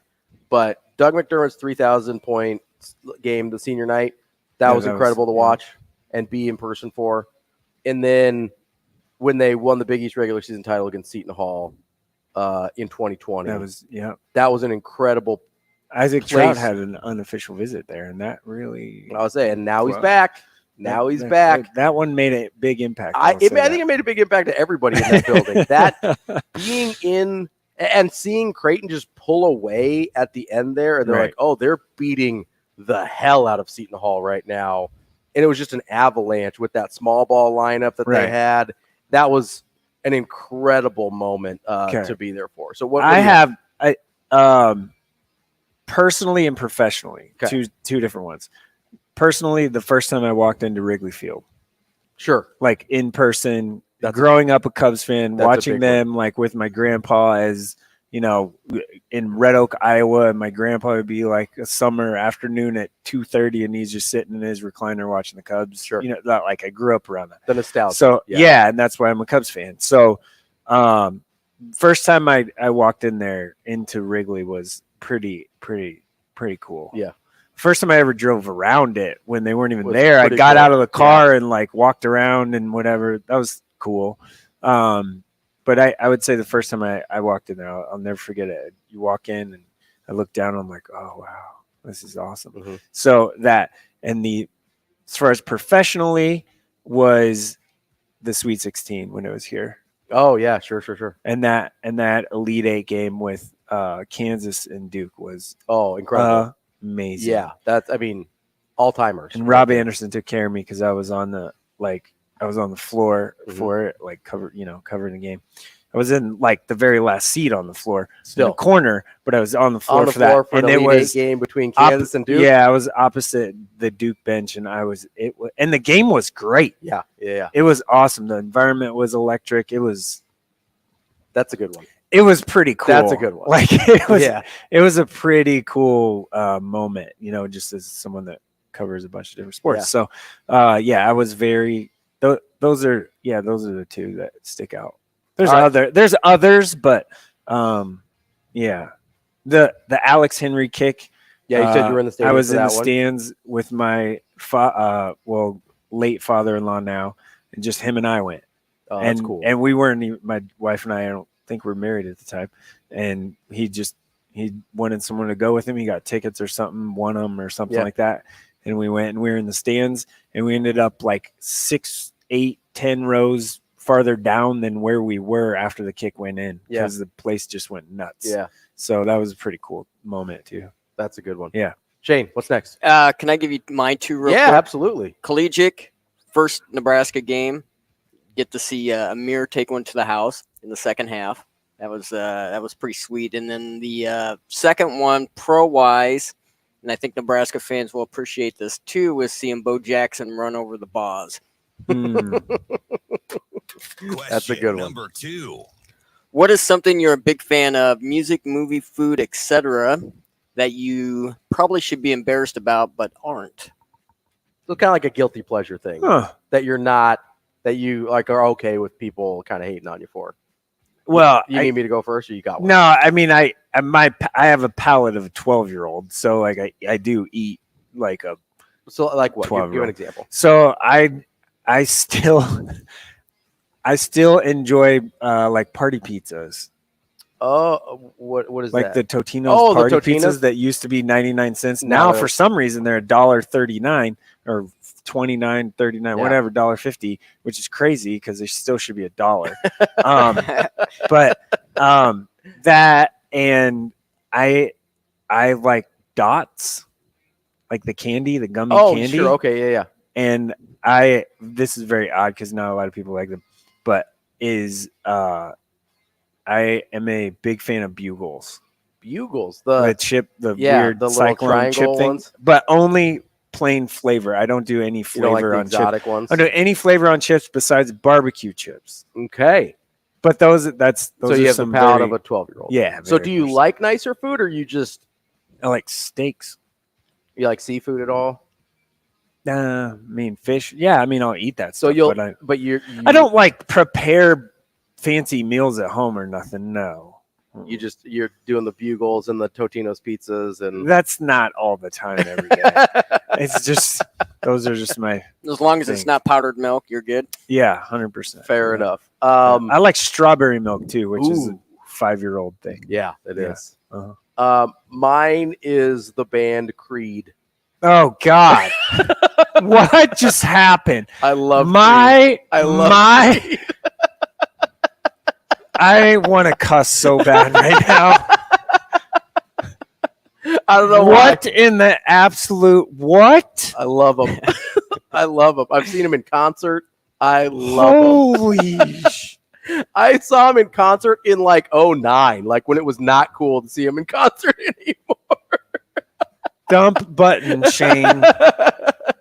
What? Like I said, I should be embarrassed, but I'm not. I love them. Oh! I don't know if I can even like you right now, much less like be. What in the? I don't know. I love them. Do you need a zip line there, Mike? Yeah, like 8 of them. Give me 8 of dear old Nebraska brews right now. Holy crap! I think you need another one, Shane. Go ahead. What? Wait. Creed? Creed. Do you wear bedazzled jeans still too? I never wore bedazzled jeans. How dare you? I will rock a puka shell though. What would you be willing to sacrifice to see your favorite team? I'm like shocked. I shook. This is shocking. I shook him. Holy crap! What would you be willing to sacrifice to see your favorite team? I'm assuming the Jets win a title. Yeah. Oh, a lot. You tell anything. Okay, a lot of things. A lot of things. Children and pets off the table. And pets. Yeah. Let's say you lost a finger. Pinky finger, probably. What about like index finger? What about a thumb? It's questionable. No thumb. Maybe. So I probably would. If the Jets won the Super Bowl and I had to give up something like that, we could probably make it work. You think you could lose? I mean, as long as you get the other one. What if it's your non-dominant thumb? Yeah, I could live without one. Without your non-dominant. Would you stop listening to Creed? I would stop listening to Creed. where it almost came out. I would stop listening to Creed for a win. That's halfway through the six-pack. We will come back and finish up next here on Coffee and Cream.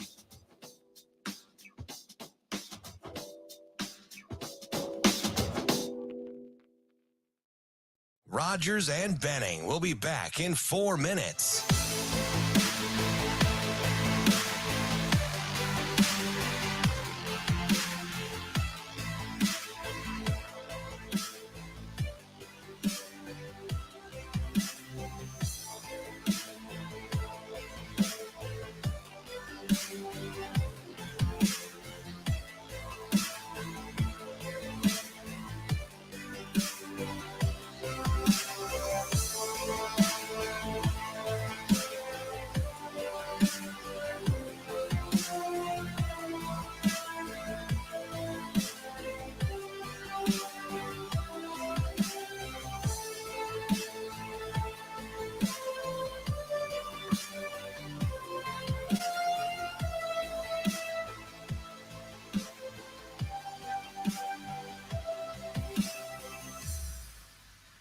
Rogers and Benning will be back in 3 minutes.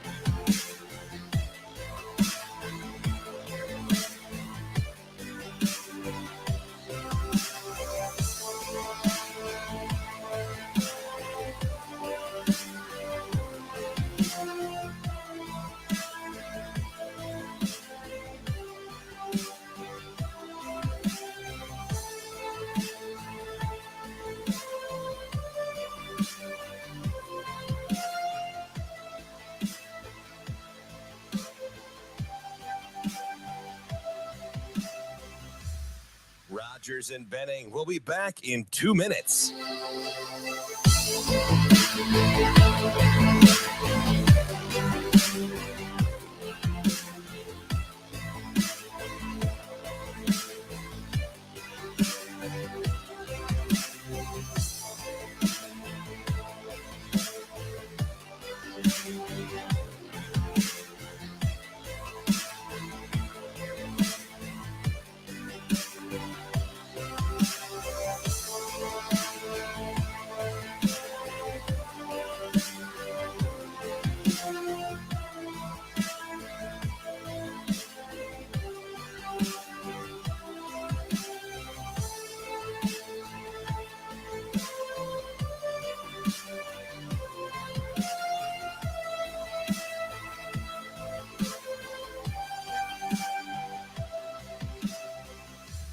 Rogers and Benning will be back in 1 minute.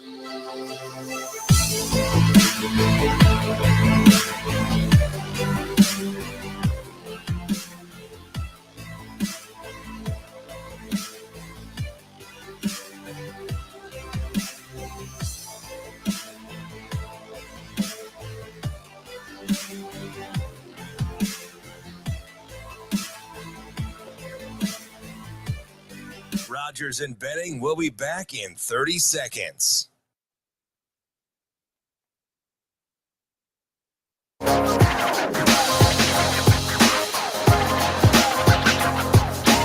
Coffee and Cream with Rogers and Benning on Hail Varsity Radio. Welcome back to Coffee and Cream here on AM 590 in Omaha. You can listen to us on Apple, Spotify. You can check us out on YouTube in the comments section. 515 Dave says at least he didn't say Nickelback. Literally the entire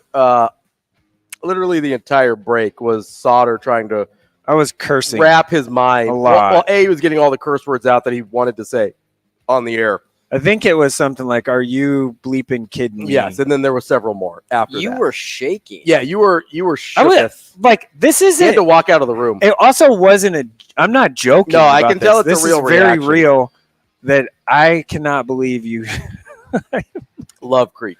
What is going on? But that was how we ended. Is that how you lift weights with Creed on? Does Creed get you fired up? Oh, some of them do. Get out! Yeah.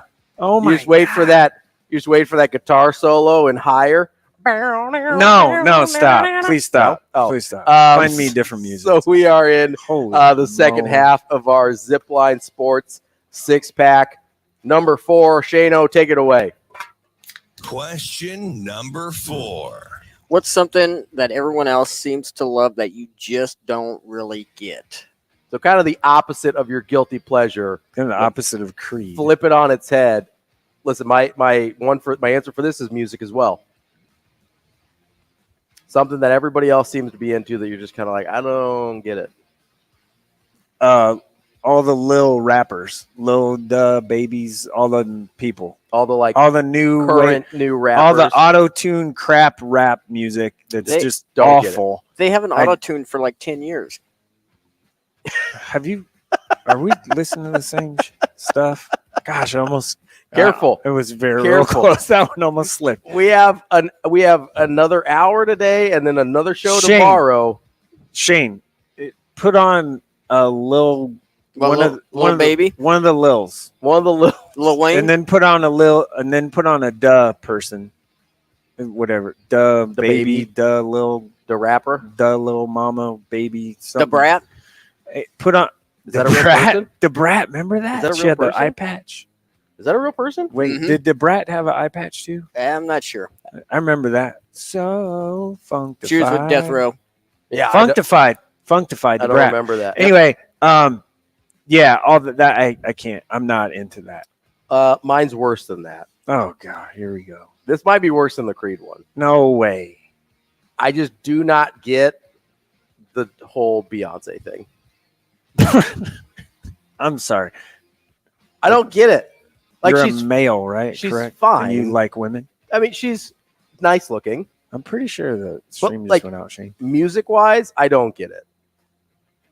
I think it's just average. Like, it's fine. I think that's a great picture of you on the stream. I don't get it. Huh. It's just not. I think we're yeah. Well, you're frozen. You just got frozen.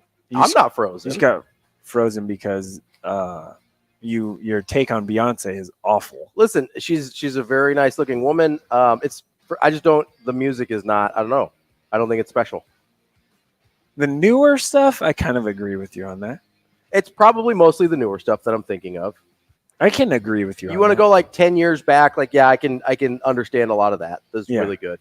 But a lot of the newer stuff that kind of people freak out about, I'm just like, it's only okay. Her newest album, like very much. This did the same thing. It's only okay. Yesterday, by the way, at the same time. Yeah, I think it's only okay. The music. Yeah. That's not that horrible of it. It's not as bad as Creed. That Creed take. Fair enough. Shane, what's next? Question number 5. If you could spend 1 year as an elite athlete in any sport, what would you choose? So like a genie snaps his fingers, all of a sudden you are let's say you're a top 5 player in any sport of your choosing. What sport are you choosing? Basketball. You just love basketball that much? I wouldn't. Like the odds of you getting your knee blown out or concussed and whatever. I mean, your odds of your knee blown out are pretty high. Yeah, but not as high. Not like a car accident football, type way. More like a. It'd either be football or basketball. See, actually, I don't know about that because if I could throw like 102 with a nasty slider or curveball, that'd be pretty fun. It'd be pretty awesome. So I was thinking about this from a money standpoint. Like, where basketball could I make the most? Soccer, but I'm not. So here's what I landed on. Mbappe yesterday. Holy cow. Soccer, $1 billion. Tennis, and golf. Golf would be the best. Are the ones where you golf can would be great. Yeah, golf you pretty could easily make about $100 million in the year. If you're top 5 in that sport, you can make $100 million in one of those in a year. I don't have the mental. Like, I love golf and I love golfing and all that stuff. I just don't have the patience to. I'm assuming the time or patience, like the practice it takes. Right, but you snap your fingers, you're instantly an elite golfer. Yeah, it'd probably be a little. I don't know. For a full year, you're an elite golfer, no matter what you do. As long as you have a good support staff, people that can set you up and get you through the season. I mean, you get to travel, you get to, the season's kind of long. I'd probably do basketball. I think I'd do tennis. But golf would be the best. Inside. I really like tennis. I've always liked tennis. You can make like $100 million, just boom. Too quiet. Too quiet. What is it? It's just not. Yeah. Golf is pretty quiet. Yeah, but it can get a little rowdy on occasion. I think I would do tennis. I don't want to do enough running to do the soccer. Basketball would be my favorite. I would do basketball. Basketball would be fun. Travel like every day. Yeah, basketball would be the most fun for me. Yeah. I don't want to fly that often. I think I would do tennis. No. Shane, do you have one? Well, I was going to say golf, but now I'm almost kind of rethinking. I'd almost want to be a boxer just so I could be a badass. So boxing is the other one where you could make like $100 million in a year pretty easy. I mean, if you were an elite top 5 boxer. Not trying to get punched in the face that much. You'd also, if I'm being honest. You'd also cut years off your life. Yeah. Not trying to get punched in the face that much. Yeah. Although, would you, in 1 year of boxing, how much of your life are you actually taking away? Sometimes people want to punch you in the face, though. Well, probably. When I'm like, hey, I really love Creed. You almost. I cannot believe you said that. I thought you were going to walk out. There's so many stereotypes that I thought you were going to walk out. Yeah. Shane, what's the last one? Question number 6. What is something that you're willing to spend money on that other people would think is excessive? Oh, shoes. Yeah, 100%. Yeah. That's the easy one. Yeah.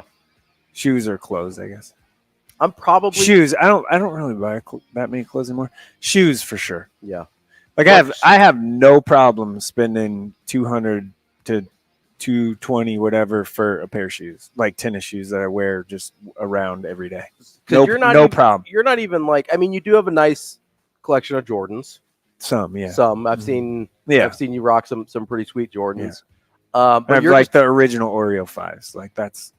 You're just in like any shoes though. You're like walking around shoes. Like you're just. Yeah. No problem. Two bills. No problem. See, so I'm also shoes, but I also have a limit because I'm not a collector. I like to wear them. Right. So yeah, me too. That's what I'm saying. Like shoes that I just wear every day, like 200 is no problem. So I have a pair of Jordan 11s, the all red Jordan 11s that I spent, I think, $300 on. And I found that about $250 is the mark where I don't want to wear them all the time anymore. Right. Where I'm like, I don't want to get them messed up or they're too nice. So I'm willing to spend money on shoes too. And I'll spend, like over the course of a year, I'll spend way more than that on shoes. Right. But in an individual purchase, I have a really hard time breaking like $250 just because I know I'm not going to want to wear them all the time. Yeah. I won't go over, I mean, I know people that like wear. I know people. Oklahoma Tyler like four bills and he'll just rock them. His shoe collection is stupid though. I might have to. It is. Might have to check that out at some point. Crazy. See if DB can get me a tour of the shoe collection for Oklahoma Tyler. It's ridiculous.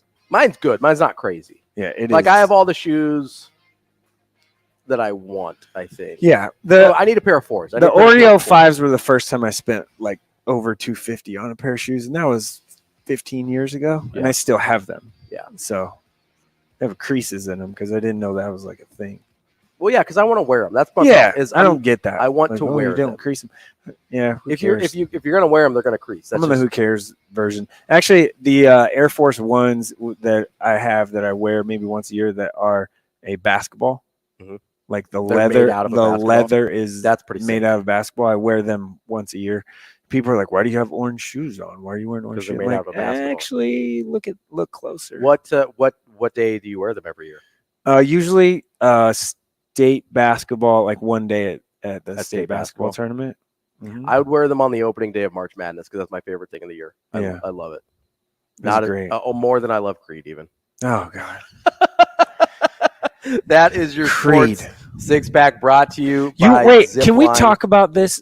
Shane, what is your like guilty pleasure? Like people don't like you'd be embarrassed by. You should be embarrassed musically. What musically? Yeah. Like artist, band, people, whatever. I don't know. I mean, I like Madonna, I guess. Oh gosh.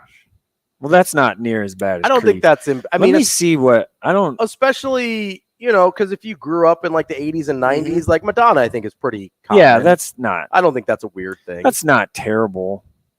I don't even know if I heard anything like that. Anything that you're like a little embarrassed by? No. Musically? No. And you don't really watch TV shows? Actually, you know what? Macklemore, I guess, would be like my one. I don't think Macklemore's bad. Oh, gosh. Sasha just texted she loves Limp Bizkit. Of course she does. Limp Bizkit's awesome. Significant Other. God. See, that's a great album. That's like in the. By the way, moving, I got all these CDs, literal actual CDs that I need. They're in my car, and I like Incubus CD in there. Incubus is good. I like Incubus. There's stuff like that, and I'm like, huh. You want me to go through them for you? You want to get I got it. Yeah, for real. They're in my trunk right now. Oh. Coming up next, we've got Alex Hickey from Saturday Tradition to talk Big Ten here on Coffee and Cream. Rogers and Benning will be back in 4 minutes.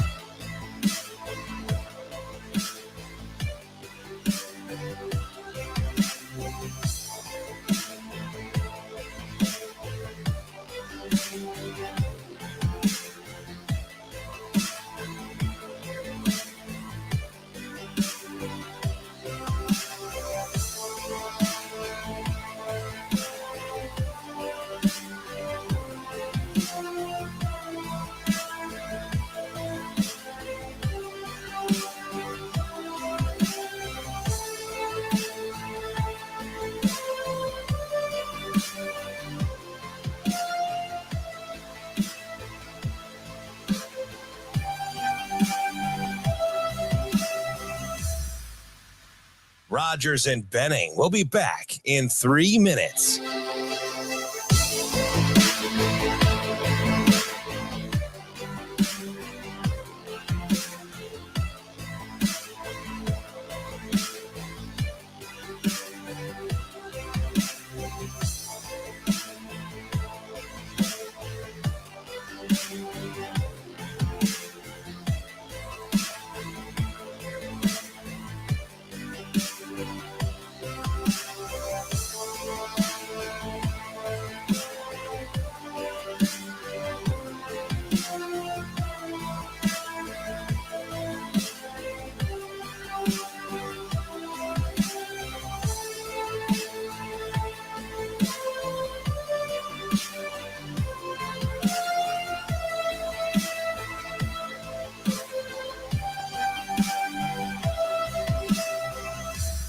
Rogers and Benning will be back in 2 minutes.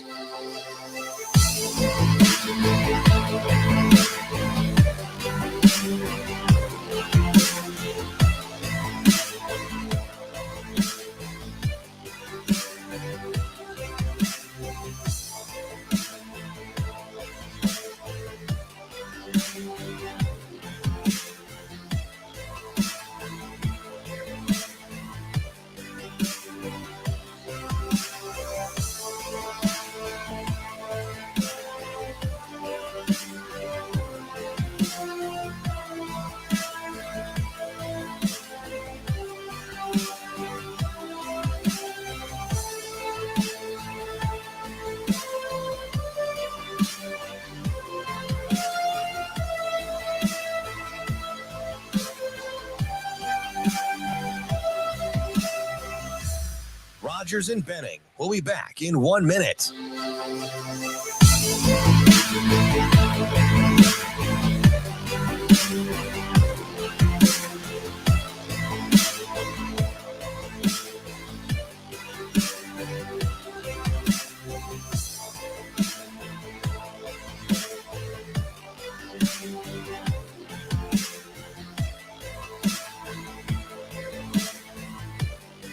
Rogers and Benning will be back in 30 seconds.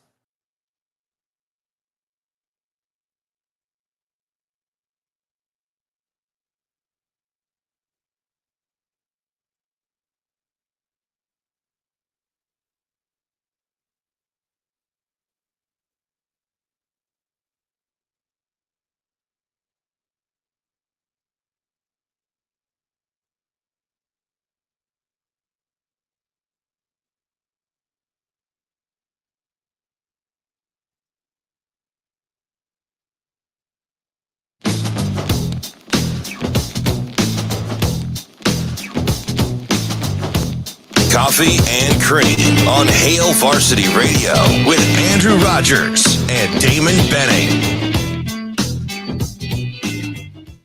Welcome back to Coffee and Cream here on AM 590 in Omaha.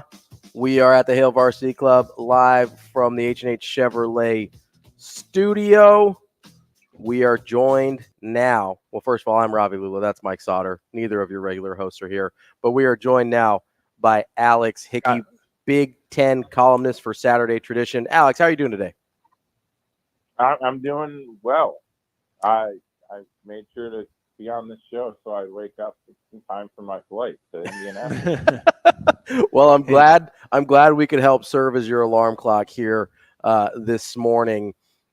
Let's start off. I mean, I guess I'm going to start off with Northwestern here, in what is probably continues to be a train wreck. Yeah, it's a very slow moving disaster as it appears, and this might be an unanswerable question, but I'm going to ask anyway. How do Schill and Gragg still have jobs at this point? I mean, that seems kind of unfathomable, doesn't it? Well, yes, but Northwestern is different than everybody else in the Big Ten in a lot of ways, and being a private university, the machinations are a little different there than they are at a public school. So it's harder for us to know what goes on behind the scenes there because you don't have that public record access. I don't know if that sounds like a cop-out, but it just is the way it is there. Now, what I find interesting is Schill finally talked yesterday to those Daily Northwestern reporters. I think that came out last night. The interview was released. And he seemed to indicate Gragg is going to talk at Big Ten Media Days, which, because I find it the most sort of unfathomable thing to me is I thought maybe you might have Northwestern players forced to talk about this situation before the AD did. I mean, that's what the schedule has. Yeah. So, maybe that'll be rectified. But, yeah, it's been handled pretty poorly so far. There's no question. Alex, from a football standpoint, I mean, realistically, where does Northwestern go from here? I mean, obviously they've got the interim head coach for this year, but I mean, I kind of expect a mass exodus after the season. Where does Northwestern go football wise? Well, I mean, I think first you got to maybe clear the deck and figure out who's going to be making that decision, or if they think this leadership is fine like that. But I wrote about this a couple weeks ago. Northwestern is very much in danger of going back to that, 80s level of total irrelevance if they don't do this right. And in the same column, I said calls 1 through 10 should be the day of Clawson at Wake Forest. Yeah. Because that fits the profile of what this program is to a T, and the best he's had there, I think, would certainly translate. Is it moving on? I guess from Northwestern actually no. It was reported. I saw this morning that the president didn't even read the full report. He read a summary of the report before suspending Fitzgerald for just the 2 weeks. How is that? One, how's that even possible? And two, shouldn't is there a board of regents or something that at Northwestern? I know it's a private school, so it's different, but that's pretty damaging, right? To admit that. And another thing, when I wrote the column, after that week of chaos, one of the things here in play is Schill was not first choice to be Northwestern's president. The first choice was the chancellor at Wisconsin. Unfortunately, she had cancer and couldn't accept the position and then passed away. So you wonder just like how, maybe this situation would have been better handled by the person who had actually been hired to do this job in the first place. That's a weird what if, I guess. But so this guy was the backup. Sometimes the backup is not the person you want on the field, and I think this is an example of that. Alex, going on to the football field, I guess, because we have to move on to actual football at some point. It kind of seems like just 2 short years ago, or in the last 2 short years, Michigan has not only caught but seemingly passed Ohio State as kind of the best program in the conference. Is that an overreaction to what we've seen the last 2 years, or is that kind of how you see this trending, at least for now? I mean, I think the college football playoff showed us that, let's not stick Buckeyes in the ground here. Sure. They're still formidable. And I personally predict this year I've got, I think they'll both finish tied atop the East, but I think Ohio State will win that game head-to-head to go to championship game. So, Michigan has made up a lot of ground quickly, and they certainly are trending towards ownership of that head-to-head matchup. So this is a crucial year for Ohio State, because I think if Michigan does it this year, then I think you can definitively say yes, the Wolverines taking over the Big Ten. So this is kind of a huge showdown season for that matchup, and that means, as it has for many decades, sort of the conference as a whole. This might be a little too soon to say, but is Ryan Day in danger of being the next John Cooper, where he just can't beat Michigan, so they fire him because of that, even though he wins everything else? I think this season's going to prove crucial in that regard, because they haven't lost 3 straight to Michigan since 1997. Right. Which is, a big year in Michigan lore too. Yeah. And Nebraska lore. Yeah. Yeah. Let's not. Yeah. So, but I think it's a crucial game this year. Although the thing Ryan Day could do that John Cooper couldn't, let's say Ohio State's only lost this year, and they go and win the national championship. Right. Then you care? It'd be that strange dynamic. We're talking with Alex Hickey, the Big Ten columnist for Saturday Tradition. There's a lot of unanswered questions for most of the teams in the Big Ten West, and not even including Northwestern in that conversation, really. But from replacing head coaches to quarterbacks and coordinators, and in some cases all 3, I'm curious how you approach sort of handicapping that division, and as you're kind of going through and making picks and figuring out who you think is good. How do you go about that process with so much change? Talk to the person who picked a 4-way tie last year. Officially, almost got it. So you're the man to talk to. Right.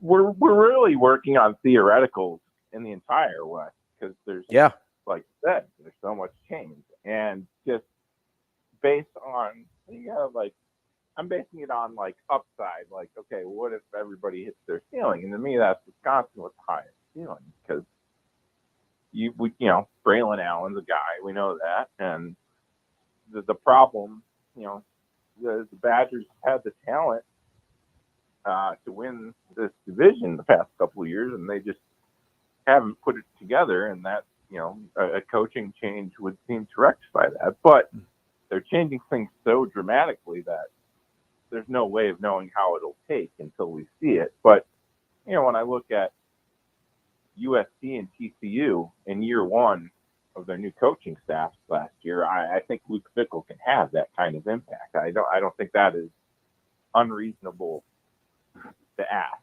for Wisconsin to be a 10-win team this year, because Luke Fickell has had the success. He knows the Big Ten, and he knows what's wrong with Wisconsin, and he's going to change that in a dramatic way. Is it Tony Petitti is obviously kicks things off tomorrow at Big Ten Media Days, the new commissioner. What does he say? Does he have any groundbreaking, anything you anticipate, or is it just kind of, hey, we're in a pretty good spot right now as the Big Ten. We'll just stay here, kind of level where we're at for the moment. I'm not even trying to predict it, because I don't know. I have no idea. This is actually what I'm most interested in. Well, maybe besides Northwestern stuff, but it's right out there. Is like what Petitti says, because last year Kevin Warren was like belligerent, basically. Yeah. And I was like, man, what? So, the tone Petitti sets, I think the whole thing is we're really going to learn about who this guy is in this sort of position. Because he's always been sort of a sports media executive. So who are you in this role? And I think that will be revealed. I have no preconceived notions of what he'll do or say. I feel like maybe there will be some pizzazz, because his background in TV, but that's the only thing I'm willing to think could happen. There's gonna be like those WWE like fireworks stand thing, like the sparks coming up as he takes the stage, comes out of the smoke. Yeah. That's my hope. Yeah. I would become much more interested in media days. That would be very interesting. Very interesting. Alex, I'm curious, because we talk a lot about, at least around here, about how getting rid of divisions potentially damages some of the chances for teams in the Big Ten West to end up in the Big Ten title game. But I'm curious, is there a team kind of on the flip side in the East that you look at and say, hey, maybe this gives them a chance to break out of the log jam behind at least Ohio State and Michigan and maybe Penn State as well? Oh, I mean, there's no question. For this short term, Maryland is certainly a beneficiary, but in any given cycle in the future, you look at the teams Indiana had in 19 and 20. Mm-hmm. That's a program that would have benefited hugely from not having divisions at that time. If Rutgers were to ever get it together, there's those three programs I sort of lumped together because none of them ever had a shot in the Eastern Division. Michigan State had a shot, and it has done well many times. But those three, no. So that's definitely, you want to lump three teams, and right now Maryland's the strongest of that trio. So certainly that's who benefits the most from these divisions coming to an end. Is Chris Ottman-Bell graduating ever from Minnesota? No, he and Tanner Morgan, Boston Nagrisky hosted them on their visit.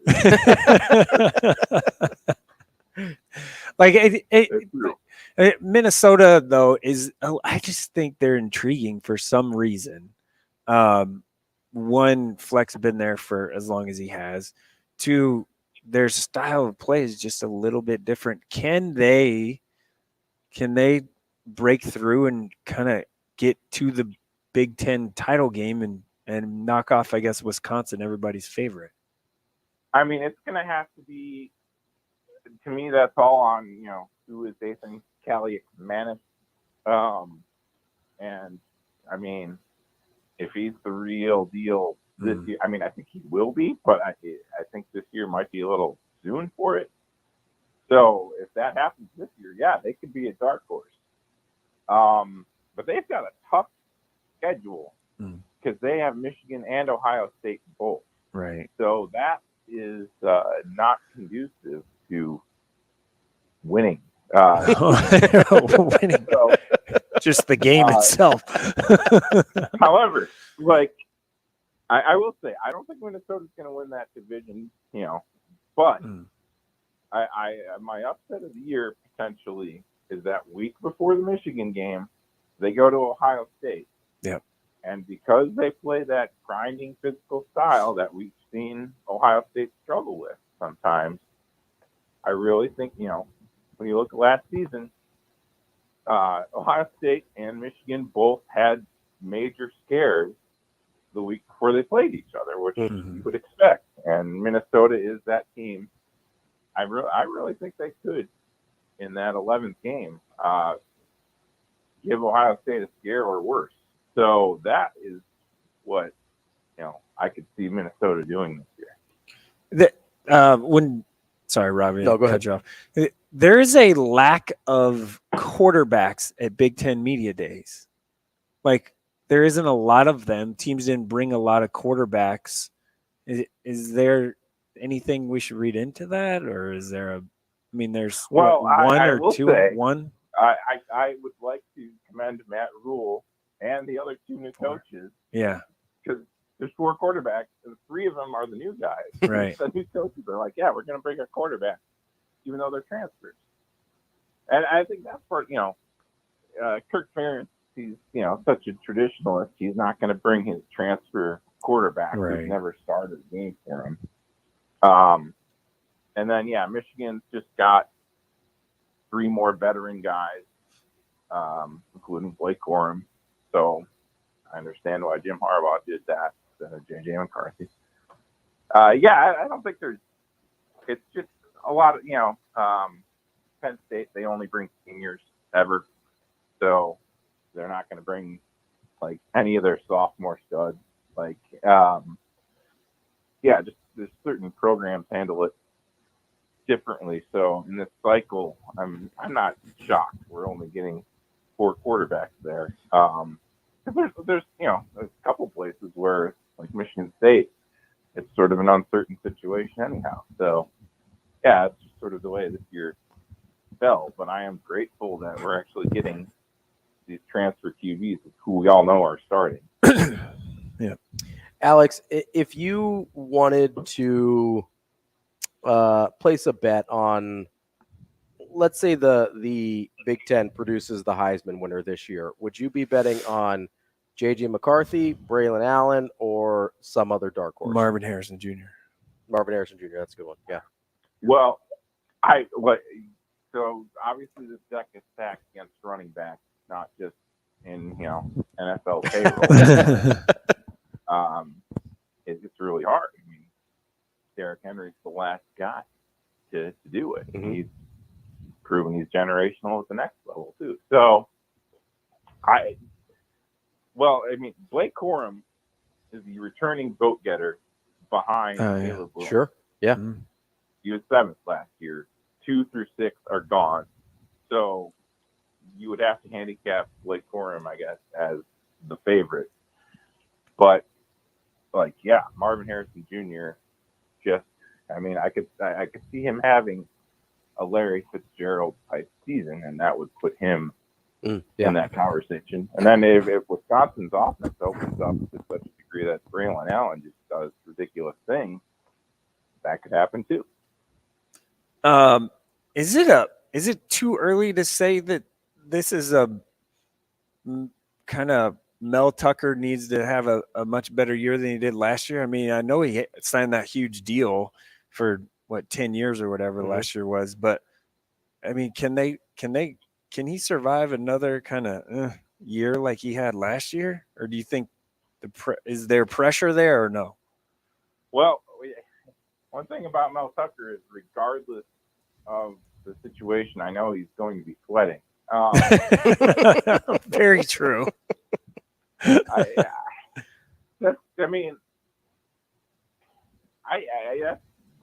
was such a premature contract for Michigan State to go. It seemed like they panicked, right? $5 million after 2 years, just a crazy extension. So they're gonna have to deal with it. Probably just live with it. Yeah, Yeah, I don't see how he doesn't. I mean, regardless of circumstances, I think you're going to have to ride it out at least a couple more years here. So, I don't know that he has job security to worry about, but this is obviously a year where you need to change the tone in East Lansing because eventually it could come into play. Although, like, personally, I would be, overjoyed to be unemployed at that rate. So, yeah, I think I could live with that type of severance package. Live that Coach O life. Yeah, living the dream. Speaking of coaches, 3 new ones in the Big Ten West. We're going to, again, ignore Northwestern for the purposes of this conversation. I guess, who are you buying stock in, both in year one? I'm guessing that'll be Fickle, but long-term as well, between Rule, Fickle, and Ryan Walters. I mean, yeah, I like Fickle year one as established.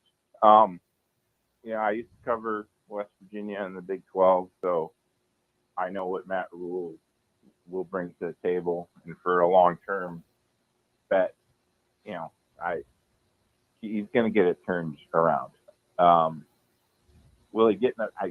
We'll see if he gets Nebraska to what Nebraska fans desire and once expected, but he's going to get it out of this rut. That's for sure. I mean, the guy won at Temple and Baylor.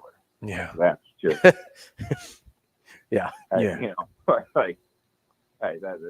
says it all. So, and I've seen him transform that Baylor program from where it was at to what it became. And it's like, he's going to, especially with these inroads he has to Texas high school coaches, like it's just the right fit. So I think Huskers fans, just if you can get to a bowl game this year, that's a good year one. And like when you look at his history, year 2, year 3, that's when things take off. So I'd be very optimistic about. Ryan Walters is, I don't know. He's the guy. He's the wild card. Like, seems to have a high upside, but I'm completely. I mean, first time coach. Some coaches it doesn't take until you get to that second gig. I don't know. Like, I'll be very interested to see how that goes. He fits sort of that Marcus Freeman mold. Yeah. Purdue, Purdue's only a couple hours from Notre Dame, so I think there is some logic in what they're doing there. But I couldn't tell you anything about, obviously, what he looks like as a head coach because we haven't seen it yet. Okay, very short, about 30 seconds here. Who is the one coach that, outside of Jim Harbaugh, that will have like the craziest opening statement of all the Big Ten Media Days coaches? I have high hopes for Brett Bielema. Ah, nice. There we go. That's a good one. Alex Hickey from Saturday Tradition, we appreciate your time, and hopefully we'll talk again soon. All right, take care. That's Alex Hickey from Saturday Tradition. More of Coffee and Cream coming up next.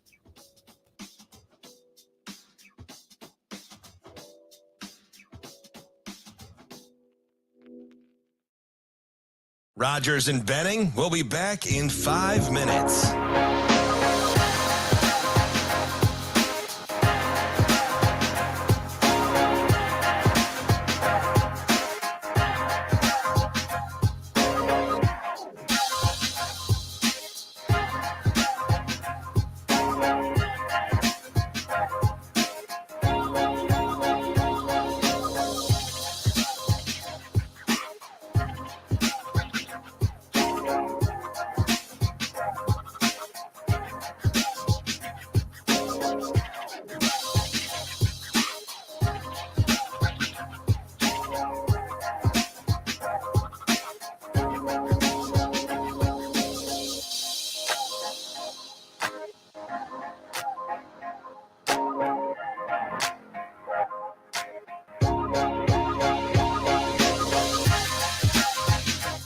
Rogers and Benning will be back in 4 minutes.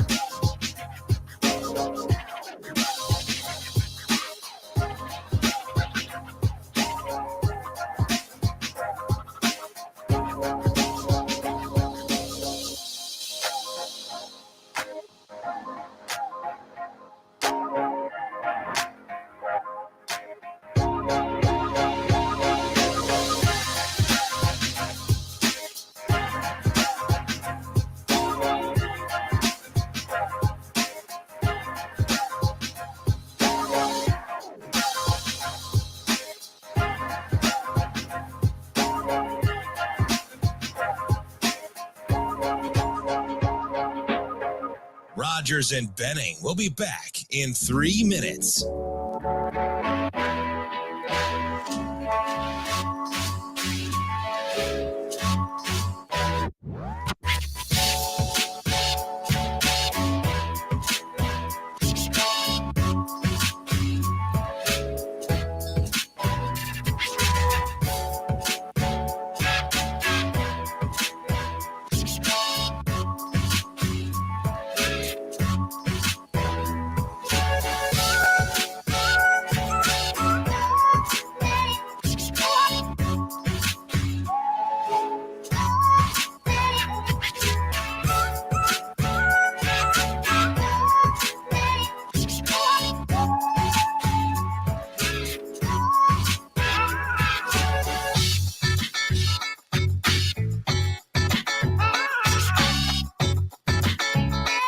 Rogers and Benning will be back in 2 minutes.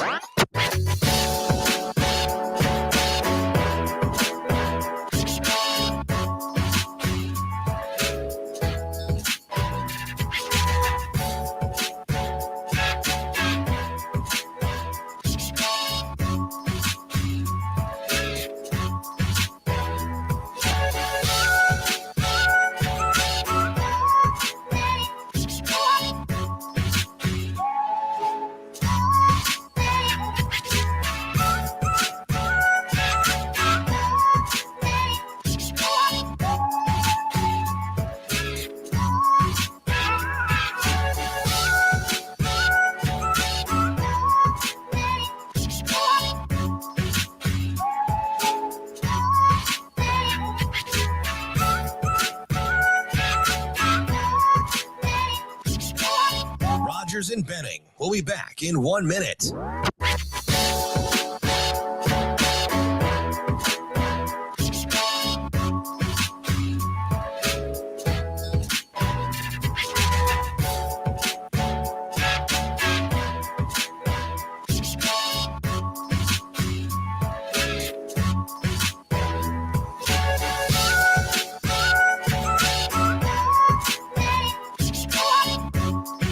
Rogers and Benning will be back in 30 seconds.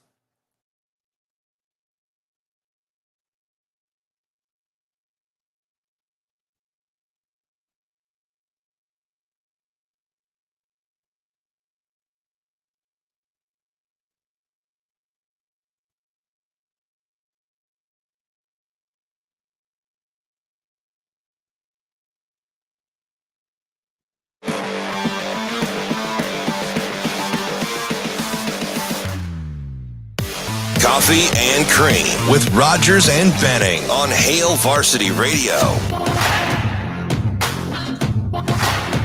Welcome back to Coffee and Cream here on Hail Varsity Radio. You can hear us in Omaha on AM 590.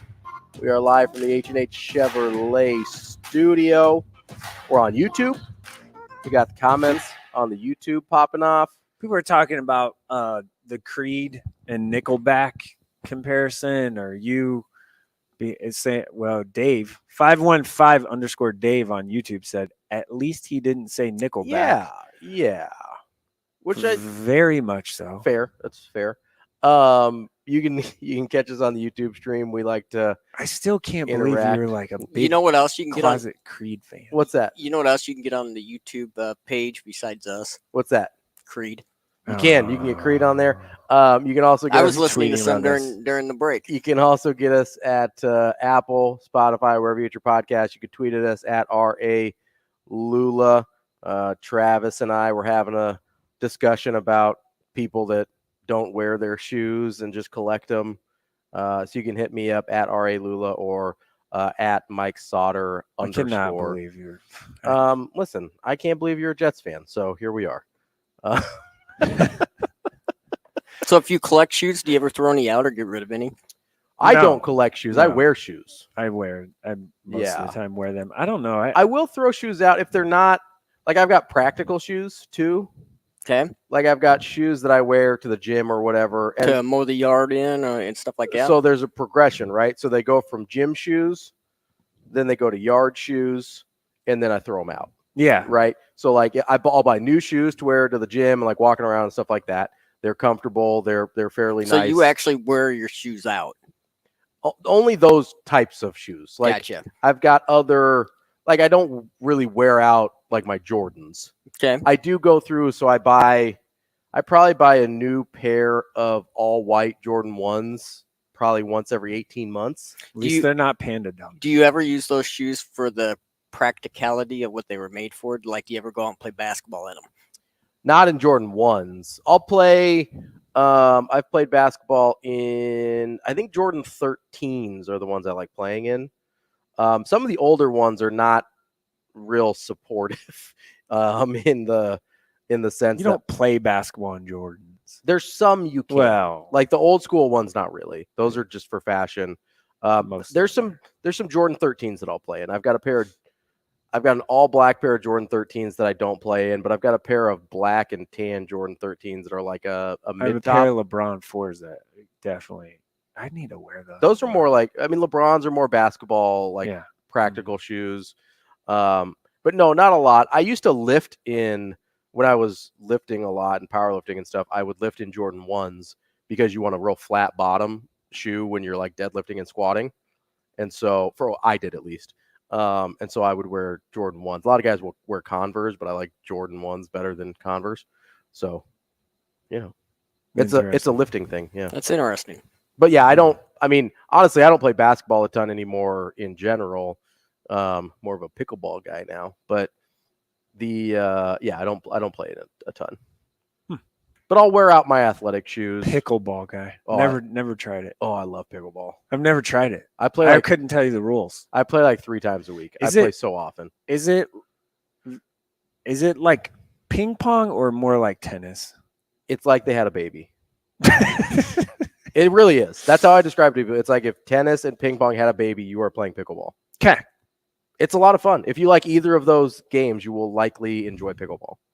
And I know a lot of people that don't like either of those games that really enjoy pickleball. But I needed something active to do after I had to quit powerlifting. And one of my friends invited me to start playing pickleball about that time, and I really enjoyed it. Hey, one other question about shoes. Yeah. So like when you go out and you have to fancy up, wear a suit and stuff like that. Yeah. Do you wear like a pair of Jordans or something to go with them? I don't know. I had to. For me, I had to dress business casual for this banquet on Saturday night. People forget you were the Nebraska media person of the year, according to the Nebraska Coaches Association. Right. Continue.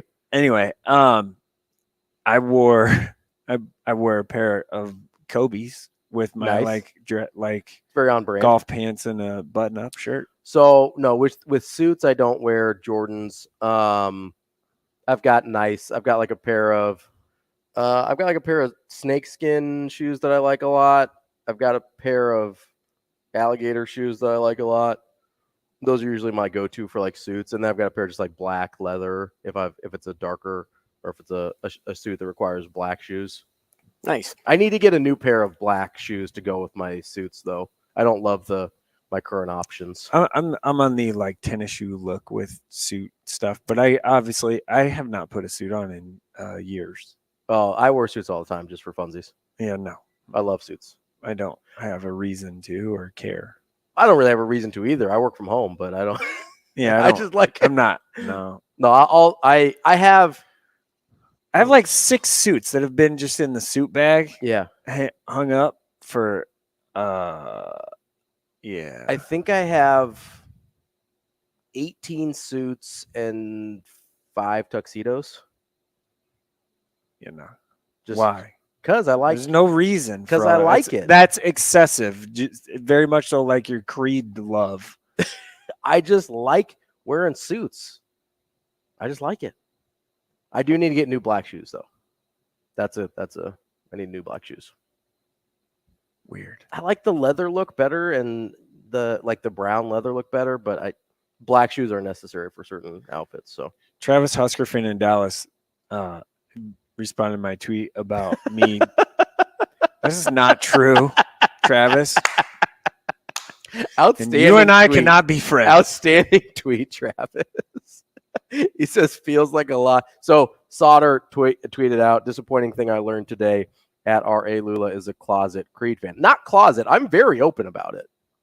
It's still extremely disappointing. He says this is very disturbing news. I'm still struggling to find the reasons why. I am struggling because they only make bangers. That's why. No, they don't. Travis responds. Terrible. Travis responds with feels like a lot of judgment from the guy who cheers for the Creed of the NFL. That would be you with your New York Jets. It's not true at all. I think that's an apt description. That's not true. A lot of people don't. So like you're him. comparing Aaron Rodgers to Scott bleeping Stapp. There's no way. Because Aaron Rodgers, even old, is still extremely good. Scott Stapp was good at one point. So you're admitting now Scott terrible Stapp was at one point awful. good. Like he You're was like the admitting thing. He was good. He was the thing that people were talking about. That's not what you said. You said Scott Stapp at one point good. He was like the hot name. He was like that's not what you said. That's not what you said. You know what he was? He was Tua.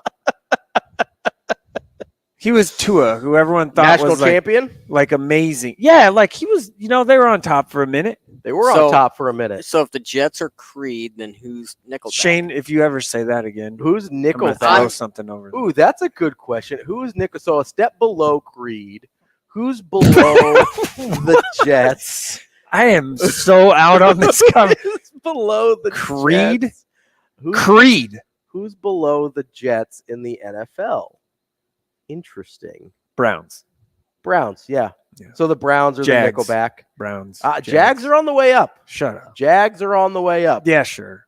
I like Trevor Lawrence. I'm actually going to coach. Yeah, they've got a pretty nice roster. Yeah, they've got a pretty nice roster. They're all right. They spent a lot of money. They did. So yeah, the Browns are the Nickelback of the NFL. Yeah, Browns or to the Jets. Creed. Chargers. Ooh, Chargers are interesting. Where do the Raiders fall in that? They've won crap in the Raiders are an 80s hair band. They're like a mediocre AC/DC. Well, actually, no, AC/DC I like was AC/DC. They're too good. They're still good. Who was a? They'd be like Styx or somebody. No, I like Styx. No, who's the one with the Brett Michael? Who did Brett? Poison. Poison. They're like they're kind of like Raiders Poison. are like Poison. Yeah. That's good. Every road has its thorn. Not quite Def Leppard, because they were actually good. Yeah, not as Motley Crue or Poison. Yeah, Motley Crue. Motley That's Crue. a good one. The Raiders are Motley Crue, and they are a Motley Crue. They are. Well, they were in the 80s. I think that's I think we landed good on the Raiders there. U2 is probably like the Patriots. They were really good for a long time, and now everybody's kind of over it. That's kind of fair. They had Tom Brady. Bono's like one of the best ever. Does all this humanitarian stuff. Had like a really good run. What are the Cowboys? Wildly overrated. Who's wildly overrated? Creed. Beyonce. The Cowboys are Beyonce. They had their moment. We understood it in the 90s. I don't understand why people like them anymore. Wow. You must not. Your taste in women is different than mine. It might be. Apparently, my taste in music is also.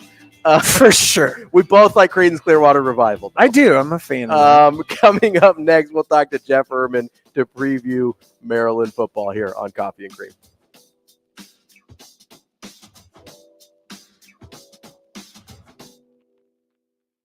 Rodgers and Benning will be back in 4 minutes.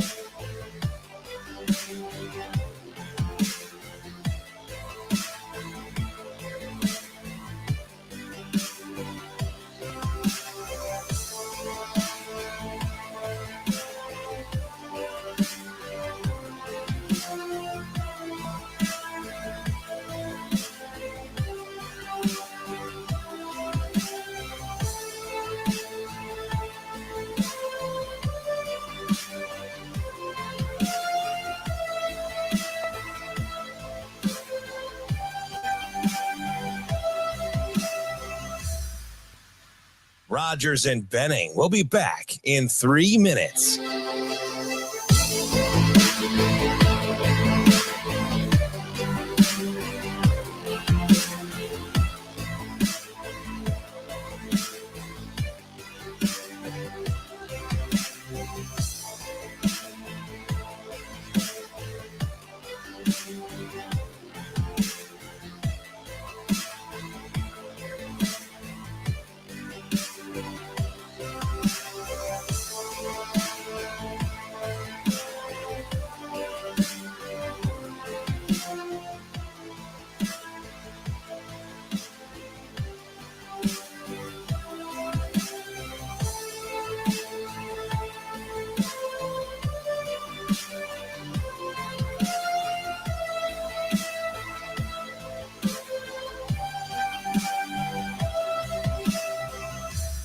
Rogers and Benning will be back in 2 minutes.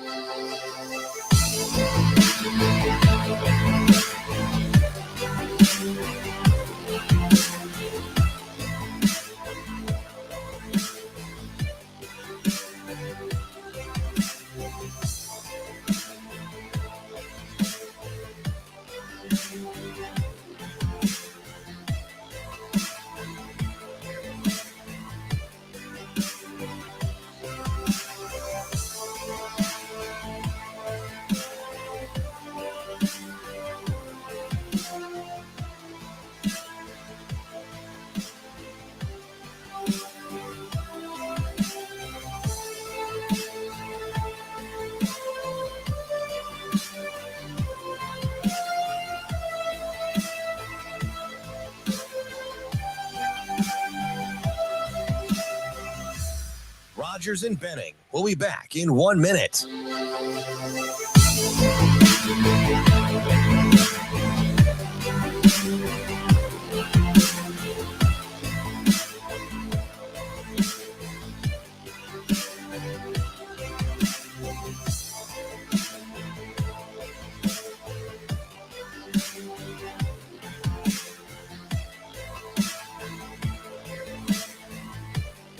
Rogers and Benning will be back in 30 seconds.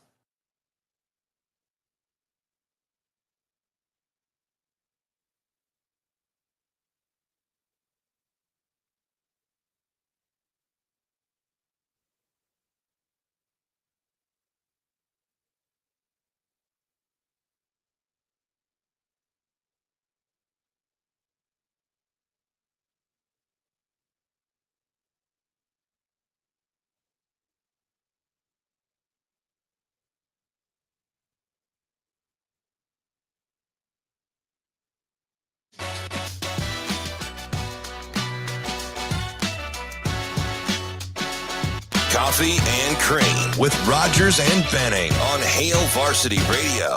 Here comes the all-out blitz. Tagovailoa to throw. Heaves. Left corner. End zone. It is caught along the sideline. In play. Touchdown. Oh, wow. Octavian Smith got his foot in. NC State wants to see the replay, but what a grab. Welcome back.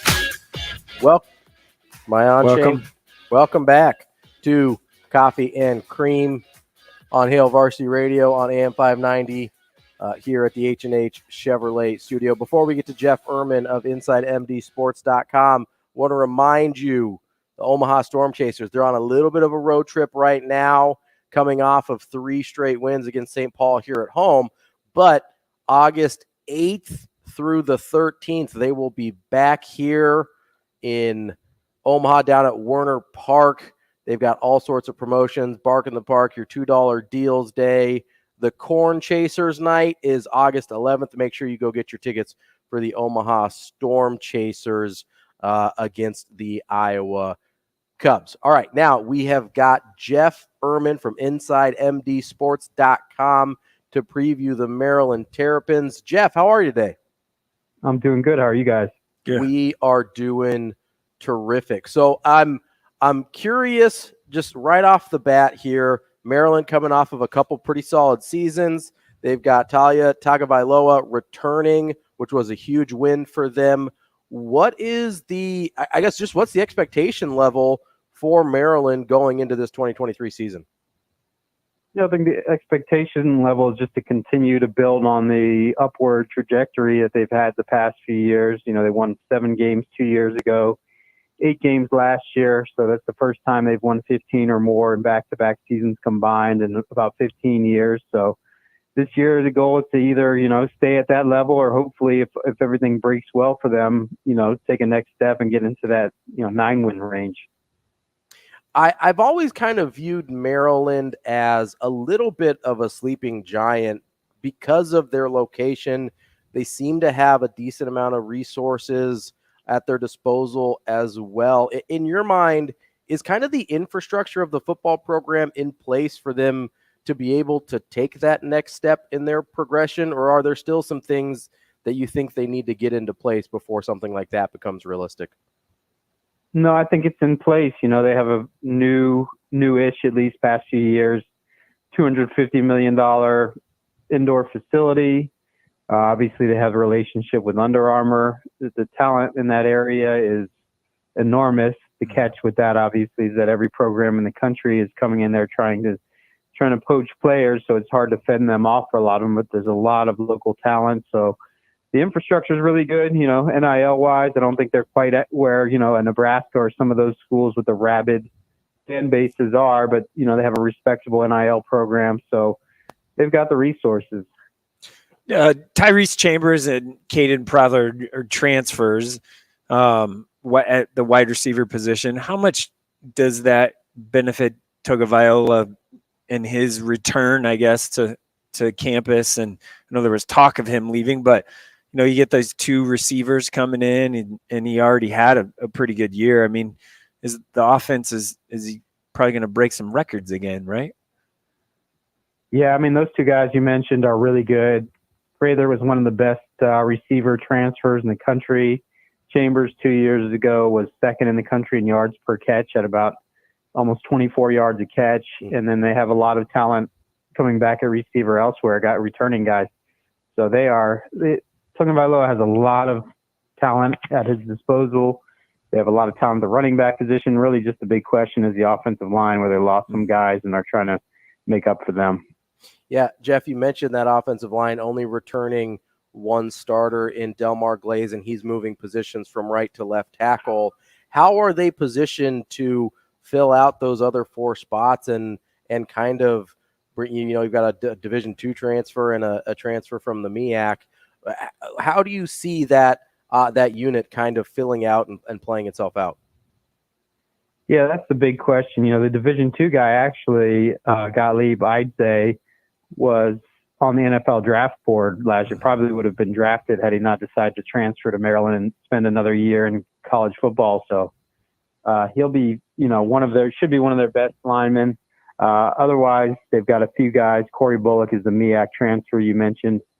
And, beyond that, they're relying on some younger guys to really step up and take their game to the next level. So, as you guys know, in the Big Ten, it's hard to succeed without at least, average to above average offensive line play. So that's the biggest variable for the team this year. What's it going to take for Maryland to finish top 3 in the East?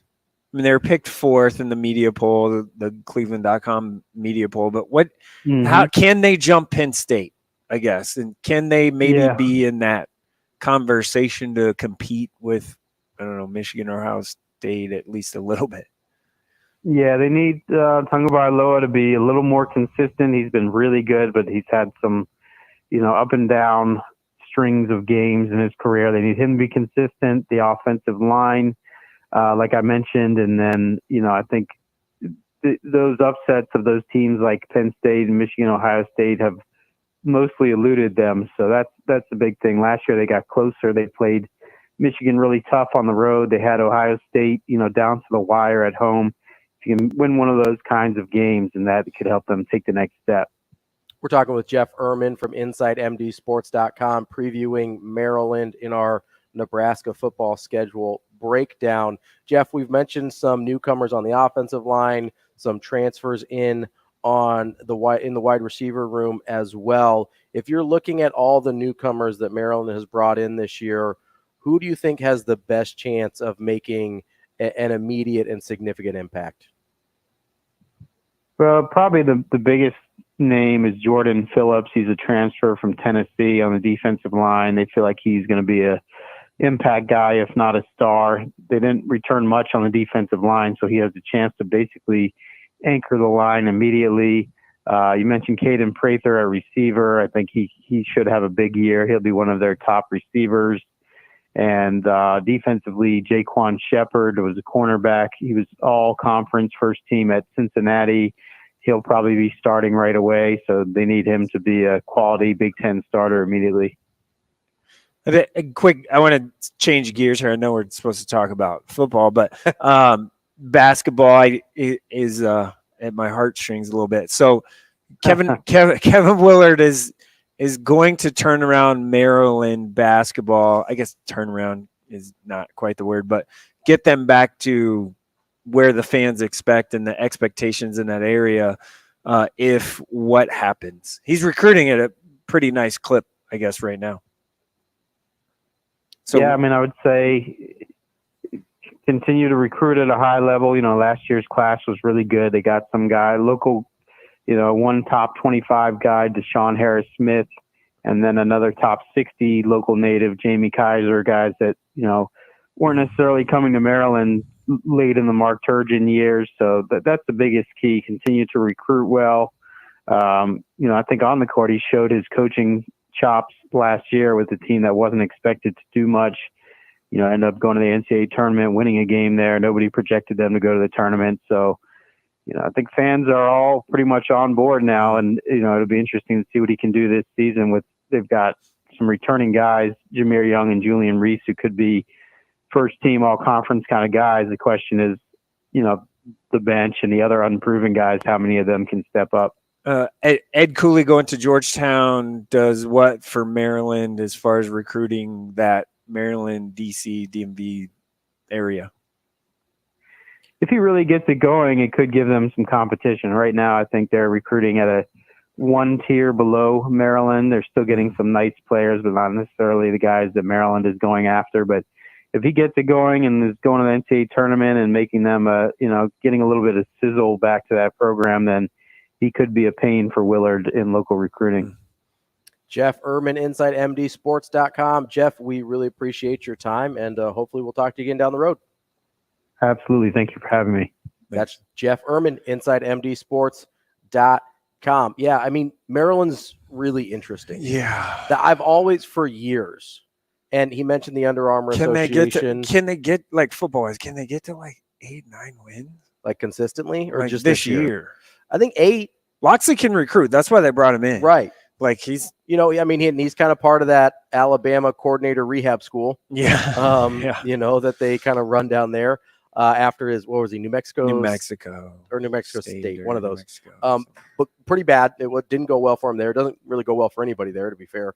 But they're really interesting to me because with their association with Under Armour pours a pretty good amount of money into that school.